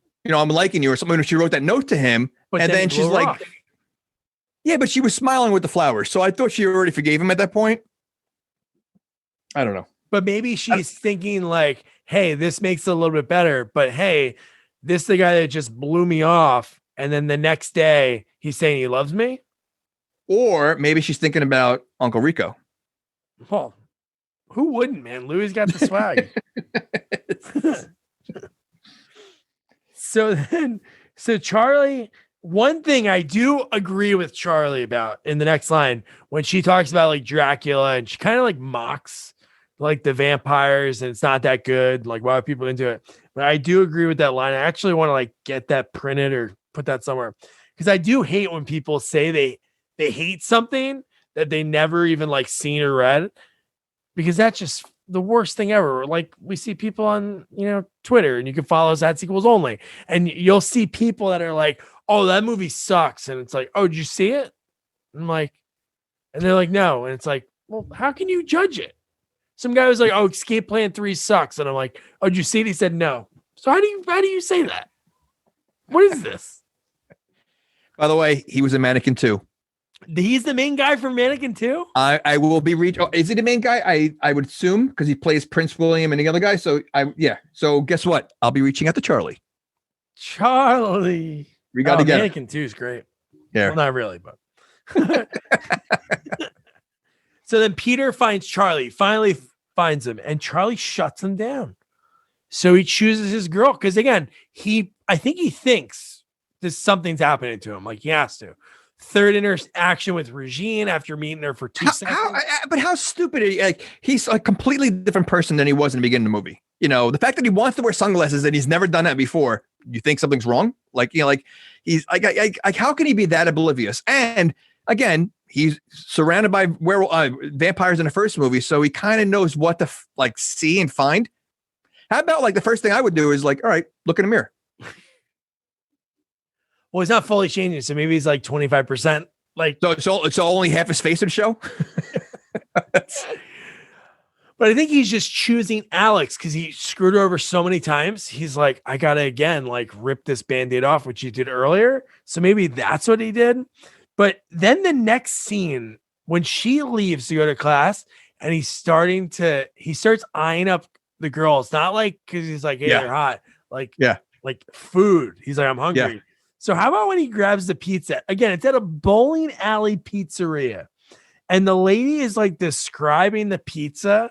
I'm like, no bowling alley pizzeria is, especially that place, like out of college, it is like going through. And okay, so there's a huge line behind him and he's eating the pizza. It's pretty gross. He paid for it grossly. And there's people waiting behind him. Like, "Hey, step aside, buddy." And then when she says garlic, he starts spitting it back out and just runs. Well, did he feel something first? Is that why he asked? Or like, I don't remember. Like, No, she was like, while he was eating it, she's like, the cheese is fresh and the tomatoes are, we just did it this morning. And I'm like, all right. And then she's like, oh, and here's my secret. Oh, my secret ingredient is a whole bunch of garlic. which is on every pizza. So I don't know which secret ingredient, but okay. So he didn't feel the effects of garlic. He just spit it out. So he had to have assumed he's turning to a vampire he's in a reactor. Yeah, I just think it was he didn't want to like blow off Alex again or lose her. Yeah, and he's not going to get anything better. Listen, he's hooked up two hot girls in this movie, so his confidence is pretty high right now. Yeah, I guess for for the rest of eternity, is it worth it? Survey says maybe. Like maybe, I don't know. So then, man, this next scene I think is really cool. So he knows obviously like something is happening. So he goes to find Peter. Peter's not there. He leaves him a note. He's out. So then he's just like waiting in the lobby. He just happens to see Bosworth, like the timing of it. And Bosworth is going into the basement. So he's like, oh, let me lurk behind there. So what do you think about that whole thing? Like just having the coffins like kind of like within access for people in the building. No, I mean, listen, I thought it was cool. And I didn't expect to see anyone in one. So that was pretty cool, to see someone laying in the coffin. Yeah. So, I mean, I just feel like, what if the janitor went down there? Yeah. I mean, they really weren't trying to hide, Yeah, no, I know that's what I was thinking. Like there was like a bunch of like old furniture down there, and I think there was like cleaning supplies on one part of it. So yeah, that could have easily happened. Like there's an old chair, like Charley breaks. It looked chair. like it was like a backstage of like the theater, on campus where it has like all like the old props and costumes and like, But I did like the scene because he could have obviously chose like right at that moment to kill Belle. But he's like, hey, let me keep looking because another rule of vampires: kill the head vampire, they all die, which didn't really happen. Well, let me ask you. So this is the scene where he rips the leg off the stool. Yeah. You think it's that easy to do? It was broken already. Was it broken already? I don't think so. Do you think it was stronger? He was vampire strength? Yes. Okay. 25% of it. Okay. That's why it took a little bit more force. I gotcha. Okay. I do love when Bosworth comes back up and he's like hiding and he's like, oh, the fear of that, like that guy, and he's eating bugs. When he has the bug, I think he really ate the bugs. I should have asked him. That would have been great. I bet you he did. He had on his hand. Yeah. Oh. Well, he seems like a guy that's not really scared of a lot of things, So I could see him just doing it just to, kind of like almost like creep everybody in the movie also, just like by doing that, to make his character even better. No, that's true. So then he goes down. He finds Regine's. Hers is like in this area that's underneath the elevator shaft in the building. He opens the casket, sees her. She's there, eyes closed. Then when he lifts it, her eyes open, like little red dots, like lasers, and then it goes into his eyes, and he just like puts it down, and he's like in this trance. And dude, again, she wants to make him suffer forever. So it would have kind of backfired when he walked into the street. And dude, that car was so close and going fast. That wasn't like a movie stunt that's like, hey, asshole, get out of the way. And like a break near him. That went like past him. So you think it was just a car that happened to be random on set that just, like a real car?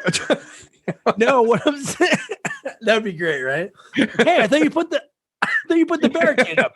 I thought you put the barricade up. No, it was just the fact that usually it's to stop short. So the actor's not going to, but that thing went like, it probably really wasn't that close, but just perspective wise, I'm like, holy shit. But could you imagine if she wakes up, like Regine wakes up from her full, like, I don't know if she was like fully conscious when that happened. She wakes up, she's like, oh, I can't wait to torment Charley more. And it's like, oh, Charley died. to get hit by a car because you had him in a trance, and she's like, "Oh damn." Well, I mean, shame on her though, because he's obviously getting closer and closer to like finding out who she is and almost killing her. Yeah, like she's taking a lot of chances at this point. Like, I know she wants to torture him, but like she's got to think like he's getting closer to like killing me. Like, let me just kill him now and get out of the way. She's not a smart vampire. It's just villains. Villains are not smart. That's why villains rarely win. This group is definitely, again, I think this is like the rejected table, the motley crew of vampires. So then we cut to the library, and Alex is reading Dracula, and she's doing like that speed reading, which people do, and they actually like it works for people, but just watch it. Yeah, I mean, how big? I mean, I'm assuming Dracula, like the original, is probably a long, big book. Yeah, she read it in a few hours. That's what speed reading is. No, I understand that. I can't imagine. I mean, I don't know if speed reading goes that fast in a couple hours, like a 1,000-page book in a couple hours. I don't know, but it was very important for the rest of this movie that she read that book. Well, she would never know about the fake roses, which we got to find out about that, But okay, so how late is this that the library is still open? No one else is in there. Maybe, again, she's a hot nerd. It's Friday night. Everybody's partying. She's the only one. So you think she has a key to the library? No, they just open late, and they're just like, hey, whatever. There was no old librarian. They should have had like the token old librarian get taken out by Louis. Oh, there's no old librarians in college. It's usually students that like work in a library and all that. Oh, what do they do? Just throw the old people out? No, they work in the high school libraries. Oh. All right, old people, you stay at the high school level. So I love when she's reading and you see his vampire hand like right behind her. She turns around like spooked. I would be a little spooked that he's following her. Like if I was her, but maybe on the other end, she's like, he's a go-getter. Charlie's not like this. No, 100. And you know what? I'm surprised. Like, I didn't expect it to go the way it did. I guess they were running, time in the movie, but I didn't think he's going to show up there either. Like I thought he was going to be late or something like that. Like the fact that, like, first of all, they bring in dinner to the library. I mean, come on. Again, this whole like scene is so stupid. But yeah, I think she likes Uncle Rico. I think Louis. His name is Louis. Louis. All right. I think the fact that he's trying hard. Like Charlie's not trying. No, he's trying after he screws up. Right, Louis is like 100%. Wait, but by then it's too late. He does say like creepy lines that, again, maybe because she doesn't get flattered by Charlie in the way she wants. He says, "Oh, don't worry, you look good scared." He said that. He looks like a homeless psychopath. I mean, I love John Grease, but I'm gonna say something sort of mean. He looks like he could be cousins with Clint Howard. Like he's Clint Howard. Clint Howard's head is like if you like smush down John Grease's. Wait, is this insulting for Louis or Clint Howard? I don't know. Both of me, I love both of them, but I could see him also like, and maybe partially related to Jim from Taxi. And his name's Louis.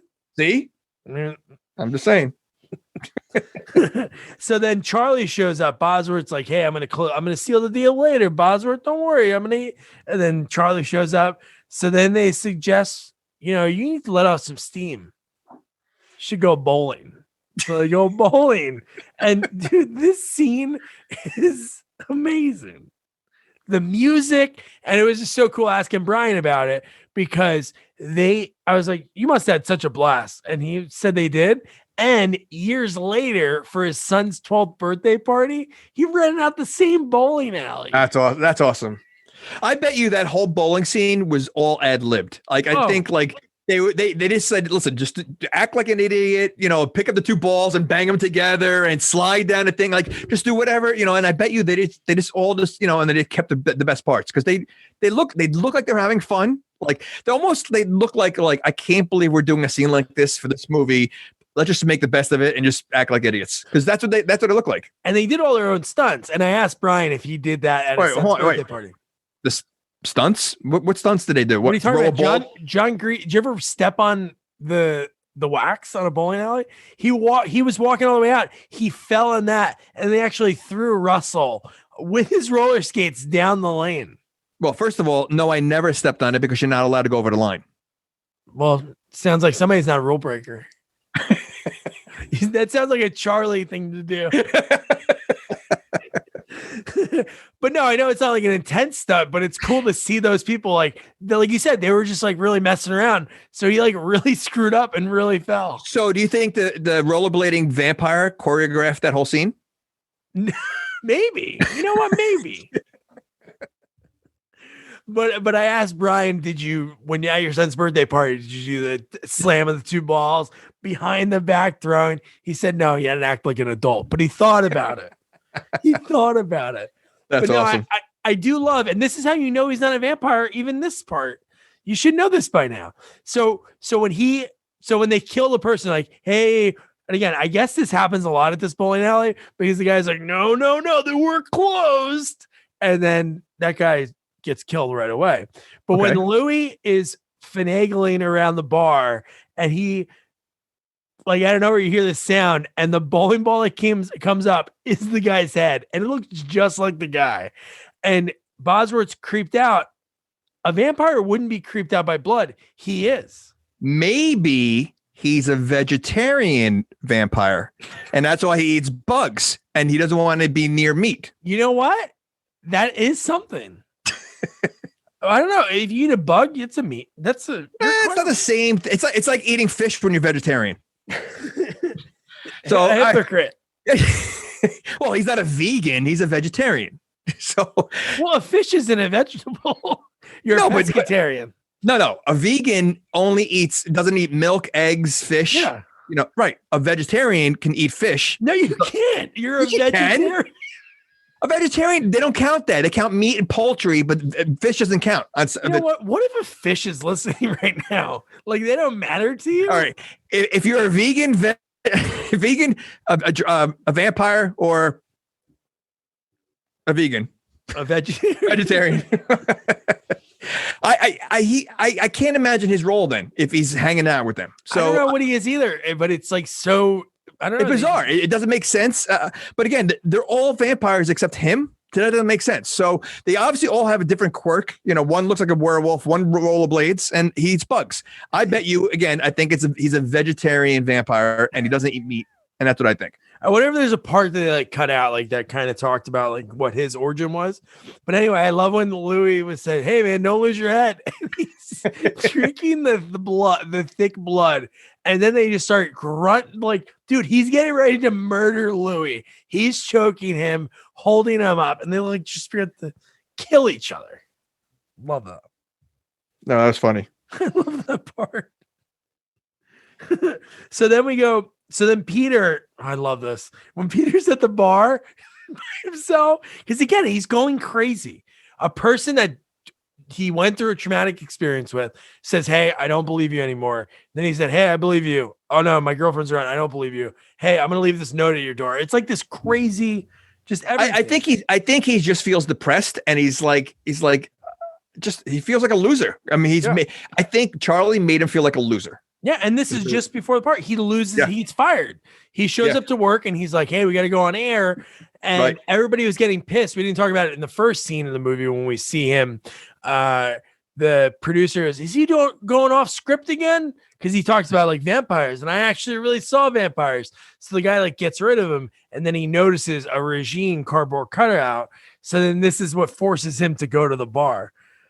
But this is also where he gains his manhood because he becomes the vampire hunter at this part. Well, in a few minutes, yeah. So minutes he does. But he's sitting at the bar and some guy comes up and he's like, "I know you, don't I?" And he's like, "I'm a vampire killer." Not like, "Hey, I was that actor that was a vampire killer." But because the combination of that guy asking and Regine on the TV doing what, I don't know, I'm guessing it's obviously a basic cable show.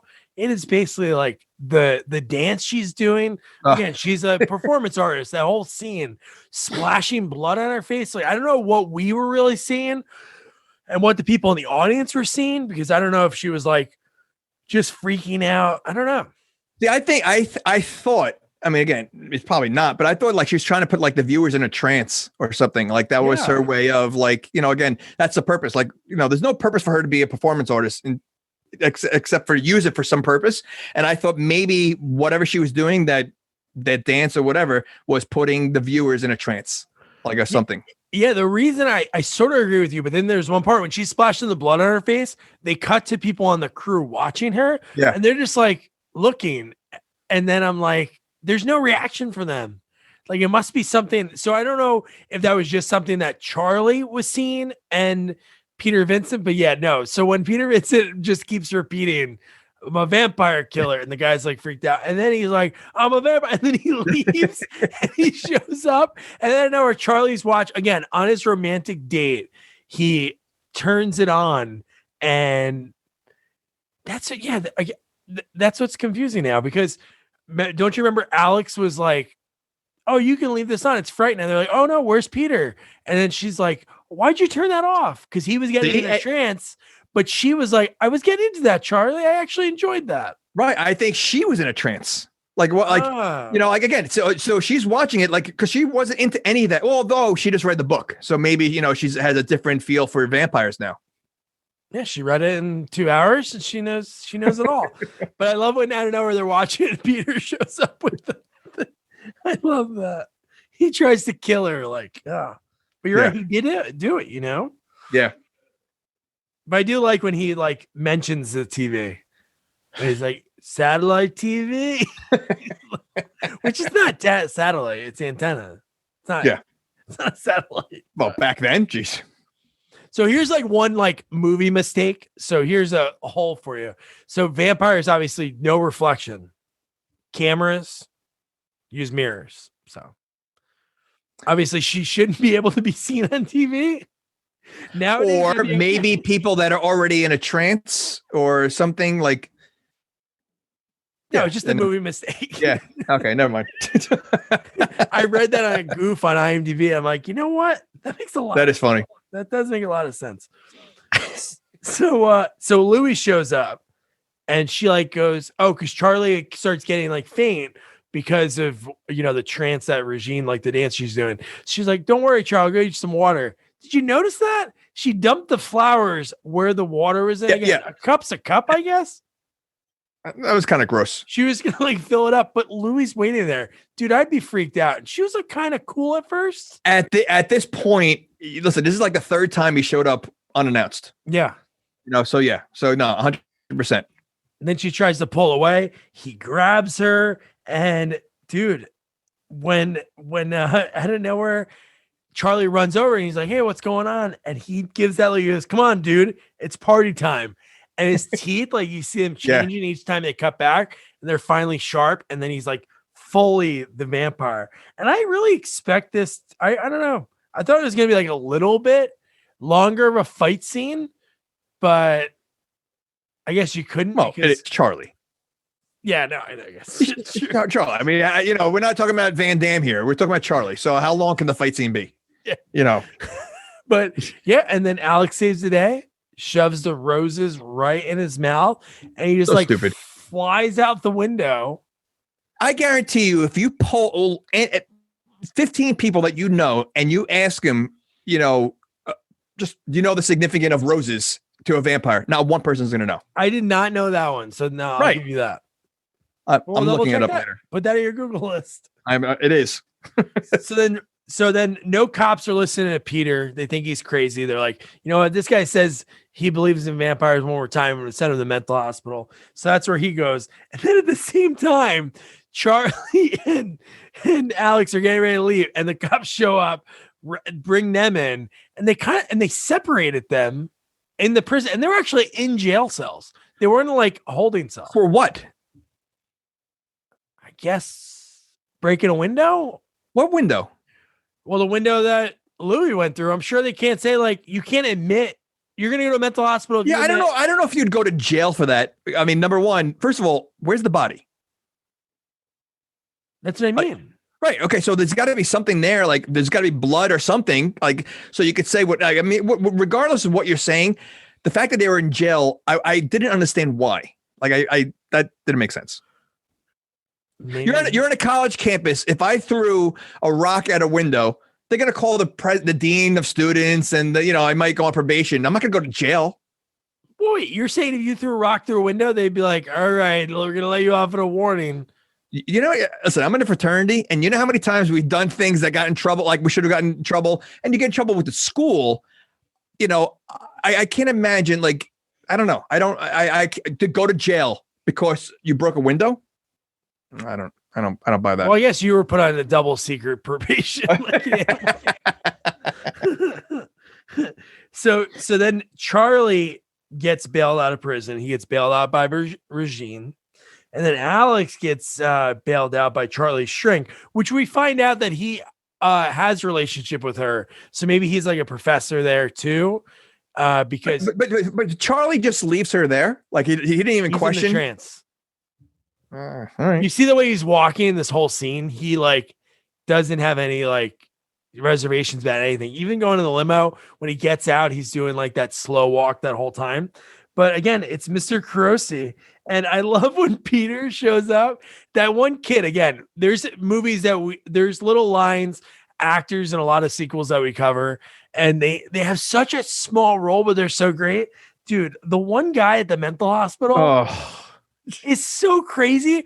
But dude, he like stands out so much. And you rarely see that with somebody that has like a few lines. I feel like he was trying to overdo crazy. Oh, he was. I mean, the fact that his voice goes up when he talked about being crazy, it's just so. I mean, it was so stupid. It was so silly. He was playing rock paper scissors by himself. Well, he's crazy. I love that Peter Vincent was a mini celebrity there, and I love that they're like, "You're the vampire slayer." He's like, "Yeah, vampires. You know they're real." And he's like, "Yeah, I know they're real. These are the crazy ones." I love that. So then we find out. This is where we find out. So Alex is in the car. She convinces I don't even know the doctor's last name. They mention it a bunch of times, Mr. Grossi. They get stuck on like a phantom train that somehow stops, and then he turns, he's getting ready to bite her, and I was like, holy crap. So how long do you think he was a vampire? Was he turned in order to be a plant, or is he part of the gang? If he's part of the gang, he doesn't fit the mold. He's older. He's fat and slow. Like the mold because he's fat. Oh, he's fat and slow. I mean, if you're gonna get wouldn't you want like the best? If you're gonna a vampire gang, you want the best vampires. He doesn't fit the vampire. I could see him being like the vampire leader, because he's been around longer, something like that. Like, and that's why he doesn't fit the mold because he's older. Like, I'm assuming vampires want to get the younger blood. If he's just a member of the vampire gang, it's like, he didn't look at his resume all the way. I guess, yes. Or then he's like vulnerable and people would be like, damn, this guy, I'll get in the car with him right now. But nobody would have she wouldn't have gotten in the car with Bosworth. No, I think that when he handed his resume in, he didn't have the year of college graduation on there. And he just put down, I like the bowl, rollerblade. Well, that's why I think he was in the gang. Because he suggested bowling. And that's what I mean. So like they had no choice at this point. They already hired him. We're not seeing him. They didn't have FaceTime back then.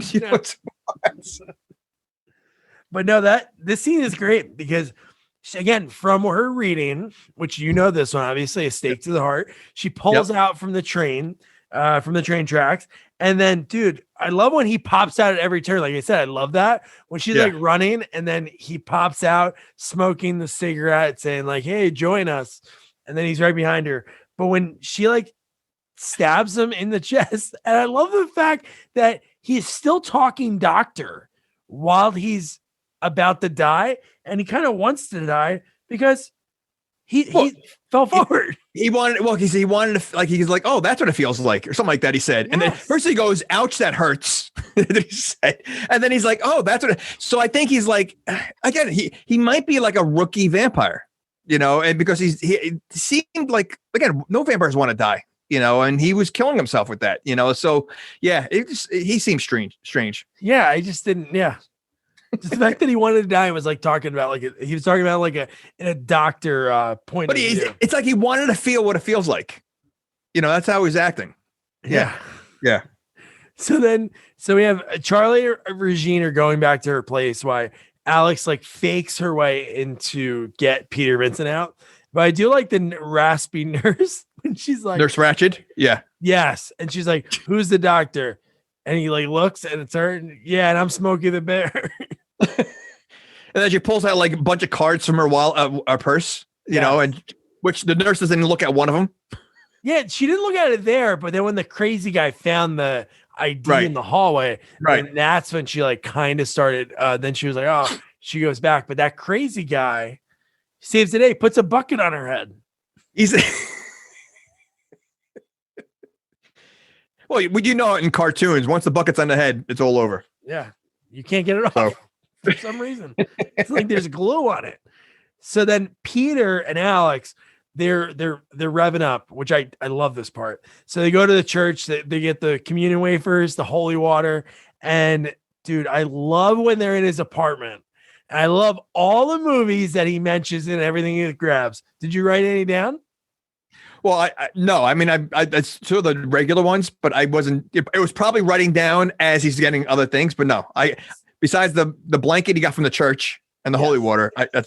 So he's grabbing these props and he goes, this is from Jaws, the vampire. Okay, I saw that. I was like, dude, that'd be better than Jaws 4. And in my head, I'm like, dude, I can imagine that coming out now with these crazy sci-fi movies that are out. Like a vampire gets killed by a vampire killer, throws him into the ocean, and his teeth sink into a Jaws. It's like the Santa Jaws that just came out. Yeah, but isn't a shark already like a vampire because it feeds on blood? Like it loves blood. Like I feel like a zombie shark would be better than a vampire shark. But sharks don't dance like Regine, so then they'd be able to add that to the repertoire. Well, I don't think sharks can dance at all because they don't have feet. Whoa, you ready for this? Do you remember Street Sharks, the cartoon in the 90s? Yeah. So maybe they are vampires because they have rollerblades. Holy crap. But so then they have all their supplies. They're scaling the building, sneaking in. They find Charley.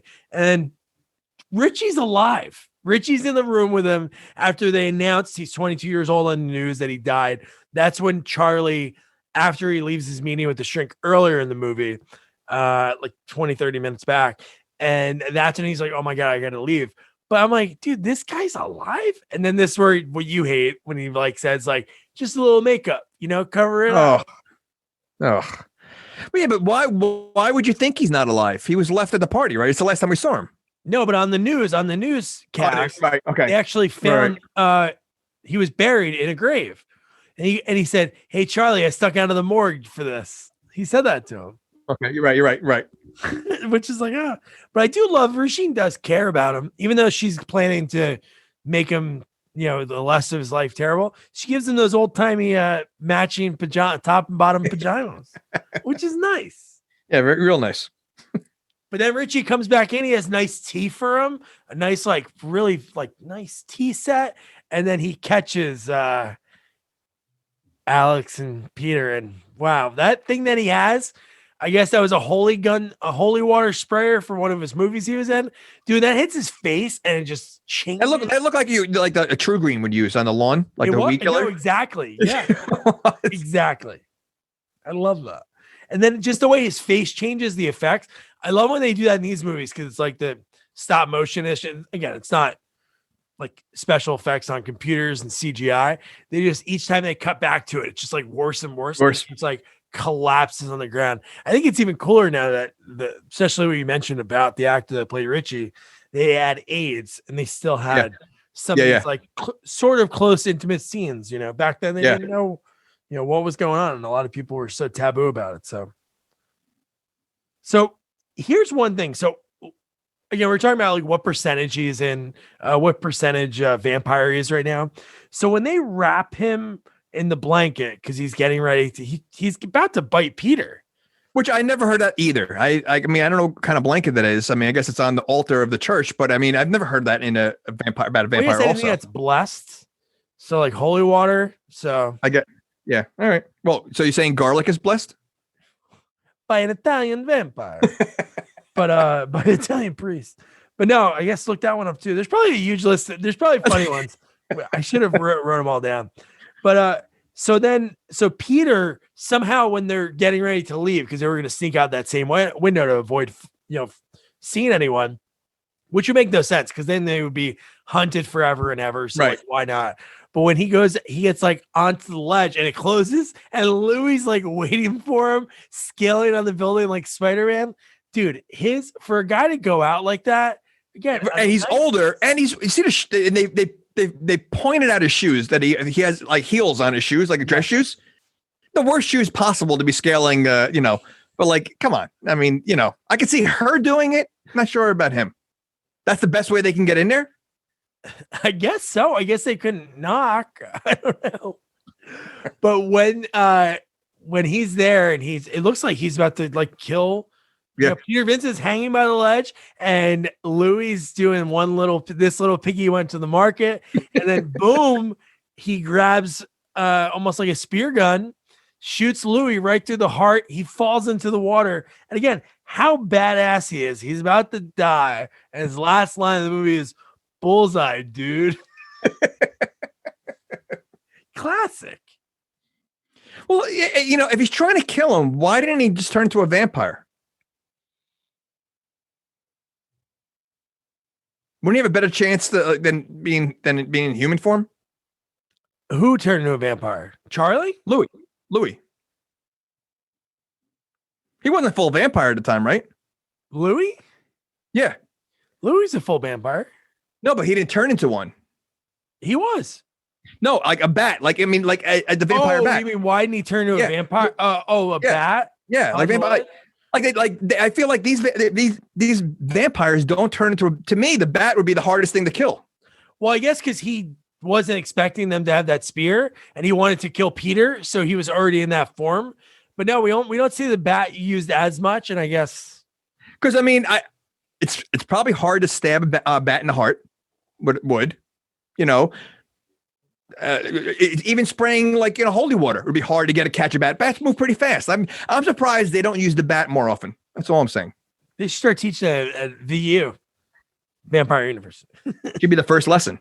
That would be the first. Turn into a bat. For God's sakes, just do it. So then we get the showdown with Bosworth and Bell, and dude, I love again just showing obviously how big it's scary. Brian Thompson is when Peter Vincent has like the little gun with the little stakes, which I do love that he sharpened them with a pencil sharpener earlier, but he's shooting them. He's catching each one and just breaking them like twigs. This whole scene, with his death, I mean, obviously he's not human, but they really don't explain, what he is if he's not a vampire. No, I know. No, that's something. It was very weird. I mean, the special effects are pretty cool with all the maggots and everything else, but and again, the battle and I guess the nails cut him and that kills him. Like, I don't understand that. Well, his body is just made of bugs. So you're saying he's very soft in the middle? Yes. But when he told me about that scene, which if you haven't checked it out, you have to, guys, go back and listen to that interview with Brian. But he talked also about like the bug wrangler. And he said when he showed up to set one early one morning, the guy was sleeping in his car in a Volkswagen Bug with all the bugs in cages and everything. Wait, he was in a bug? The guy that was the bug wrangler. That's awesome. Brian asked me, put it to me. He's like, what kind of car do you think he drove? And I'm like, I feel like that's too on the nose. So I was like, a Dodge Dart? It's like, no, a bug. But yeah. I wonder if he really did eat the bugs, if the bug wrangler got pissed. Ooh. Maybe they made him like go for a walk for a second. Oh, don't worry. It'll be fine. Crunch. I do love the scene when Regine walks in when they're all like fighting and they're caught. Alex is like on the ground on her knees and Bosworth like has her head up and they're getting it set up for Charley to feed on. And he's braiding her hair.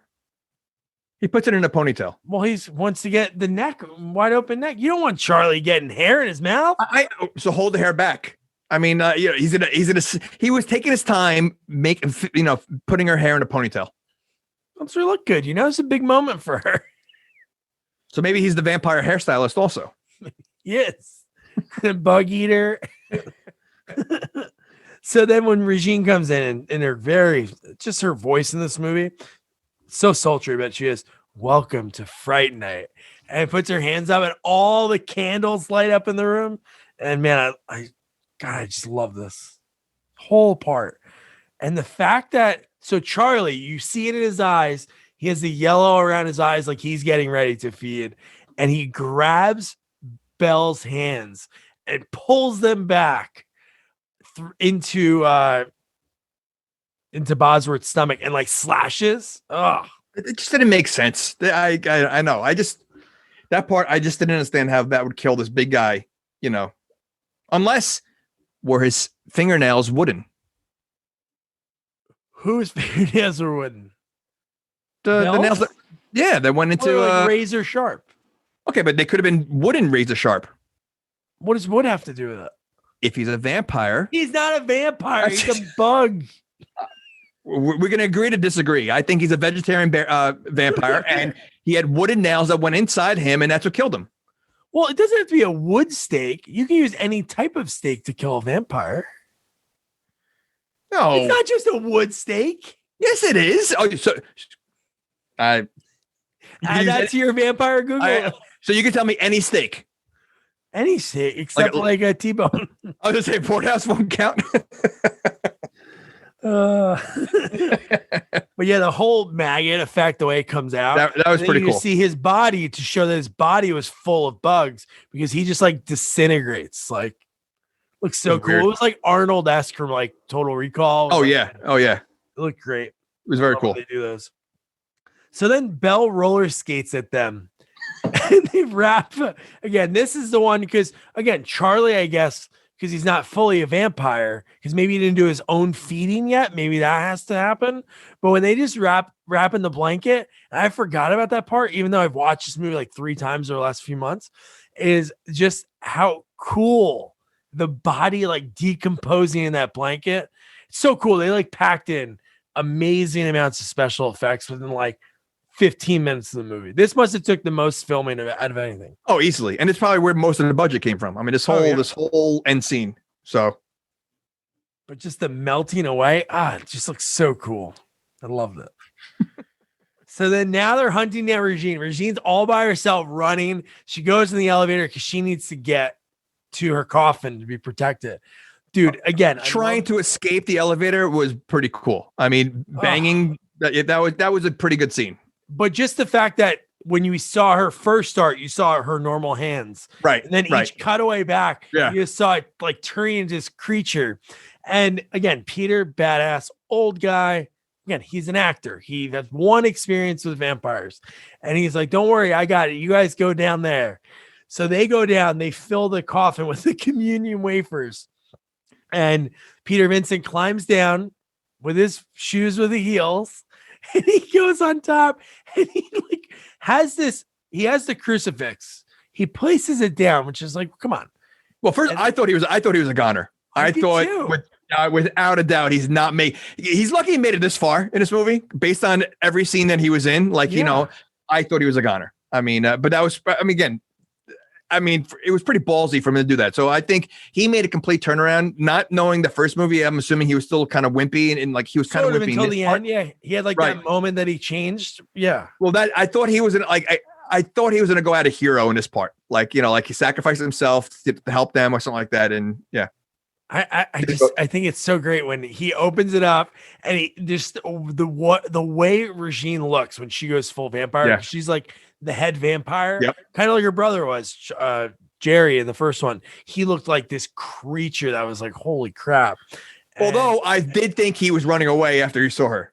Because that's when he starts climbing away. So I thought he was like, all right, he's out of here.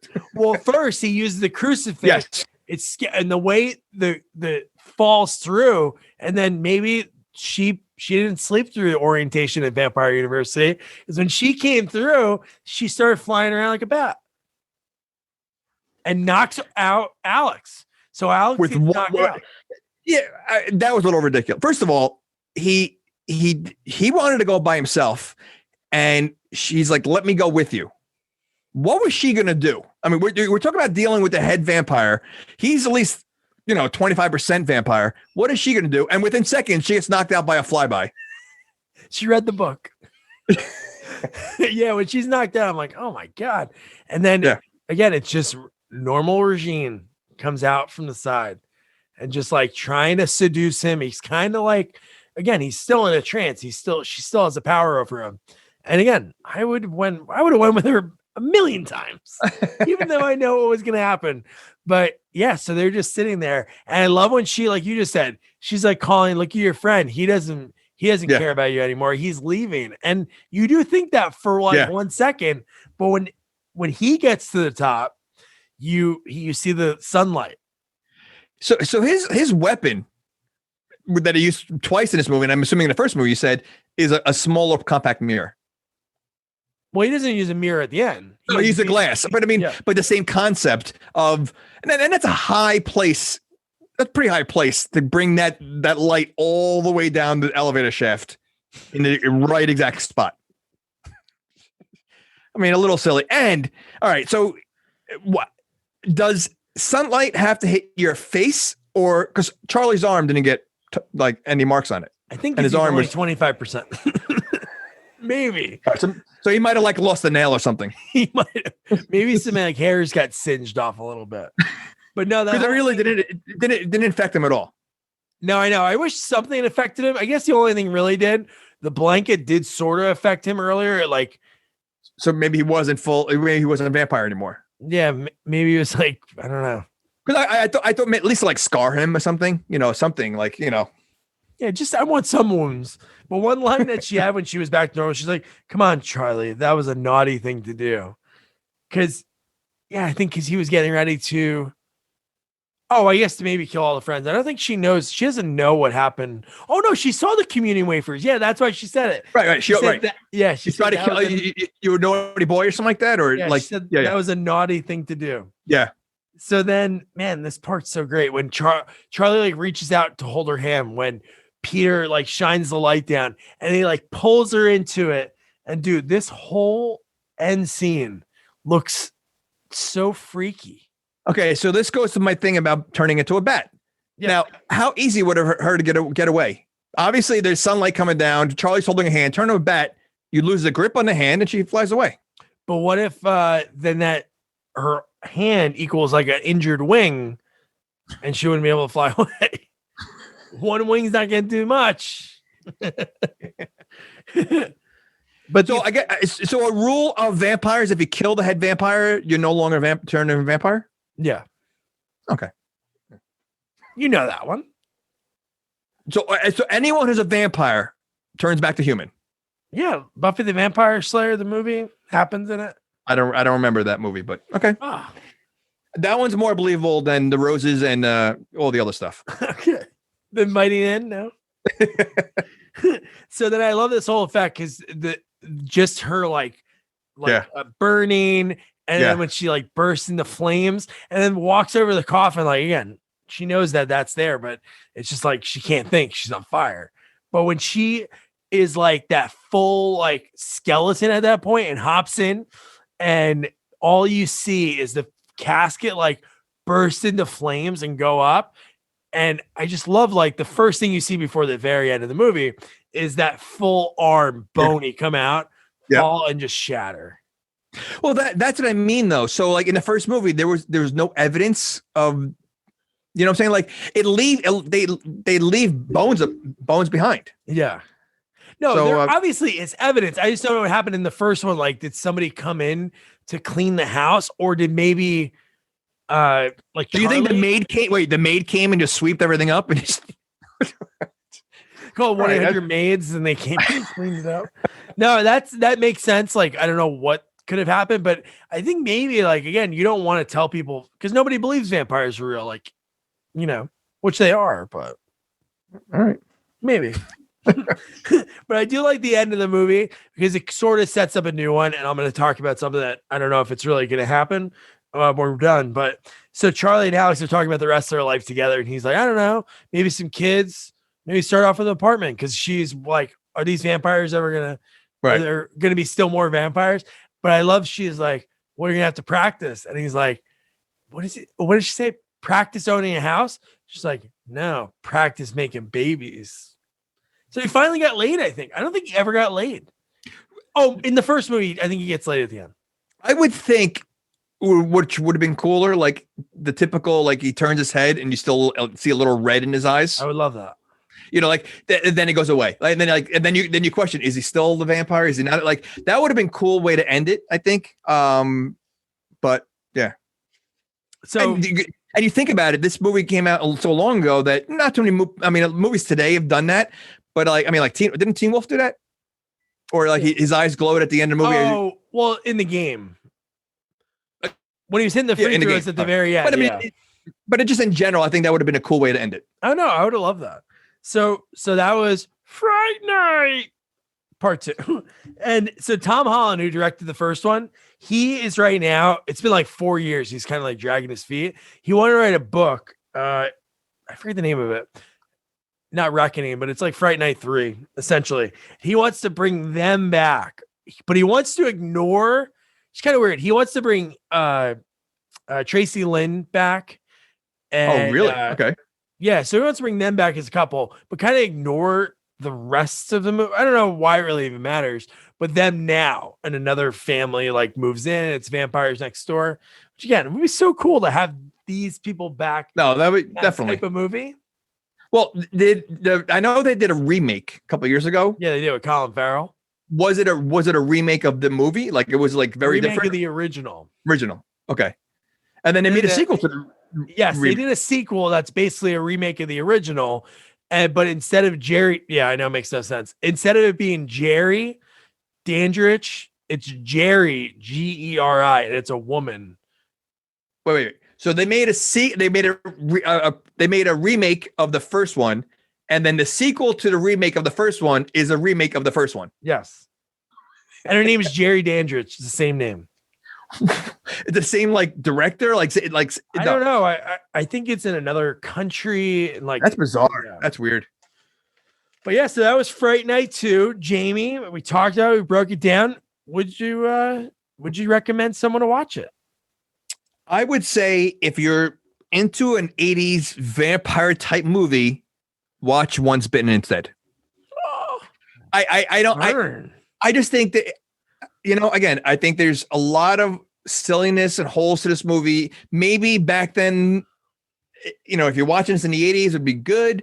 I think if you're watching this now, there's better 80s like horror / vampire silly kind of movies, whatever. Like I said, Once Bitten would be a better movie to me than this one.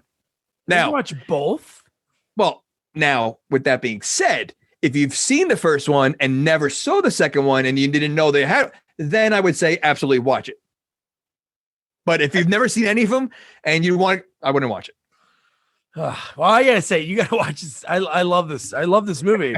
I love the first one. I love the second one because again, we talked about it. Like Julie Carmen, for being in a movie that I mentioned about the issues like of it getting released and barely making it to VHS and DVD and Blu-ray and like all these movies issues that movies shouldn't have, but it's distributor. Like I don't know. I guess everything that happened with Menendez, for her to get nominated for a movie that didn't have a lot of eyes on it. And just to be in that category of those actresses is amazing. So yeah, I mean, 100%, that is an amazing thing. I mean, I would love to just, if we had a chance to interview her, I mean, I would love to hear what was going through her mind, like with that, because that's incredible. It's really, I mean, again, like you said, a small movie that most people haven't seen yet you're nominated.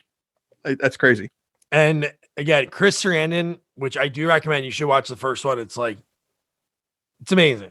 Is it as good as this one? Is it as good as this one? Because I mean, So me personally, I like this one better because I like the element of the other people. And again, I love sequels. The original, what Chris Sarandon does in that role, it's awesome. And for her to come in and play her brother, yeah, she just absolutely crushed me. Yeah, I would say to check it out. So yeah, So next is a little toss up on what we're going to be covering because we have a very, very special guest to come in and review. I'm not going to mention who, but she's big in the horror community and horror shows. So that'll be cool if that happens. So our next movie could be Sorority House Massacre 2, which is directed by Jim Wynorski. And the star of the movie, the main killer in the movie, God, it's so... The stories of that movie are cool. How quick they filmed that is Peter Spellos. So it's either going to be that movie or Munchie Strikes Back, which if you guys are new to us, man, you got to listen to Munchie, one of the most insane movies ever. They actually made a sequel to that movie. So there's a third installment in the Munchie franchise. That movie directed by Jim Wynorski, and Peter Spellos is in that as well. So you're getting a Jim Wynorski, Peter Spellos movie, no matter which one we cover. So just follow us on all social media at Sequels Only and on Facebook, everywhere. And you can see, we'll put out there exactly what movie, and you'll see the interview that'll be out. So it could be Jim, could be Peter, but no matter what, we're covering one of them. Jamie, are you happy that we're doing another Munchie? Oh, I can't wait. And you said it could be this, could be that. I'll tell you right now, though, you're going to get us regardless. Yes, you are. So don't forget to review, rate, share our podcast. Follow us on all social media at Sequels Only. And don't forget to check out our website, sequelsonly.com. Good night. Good night.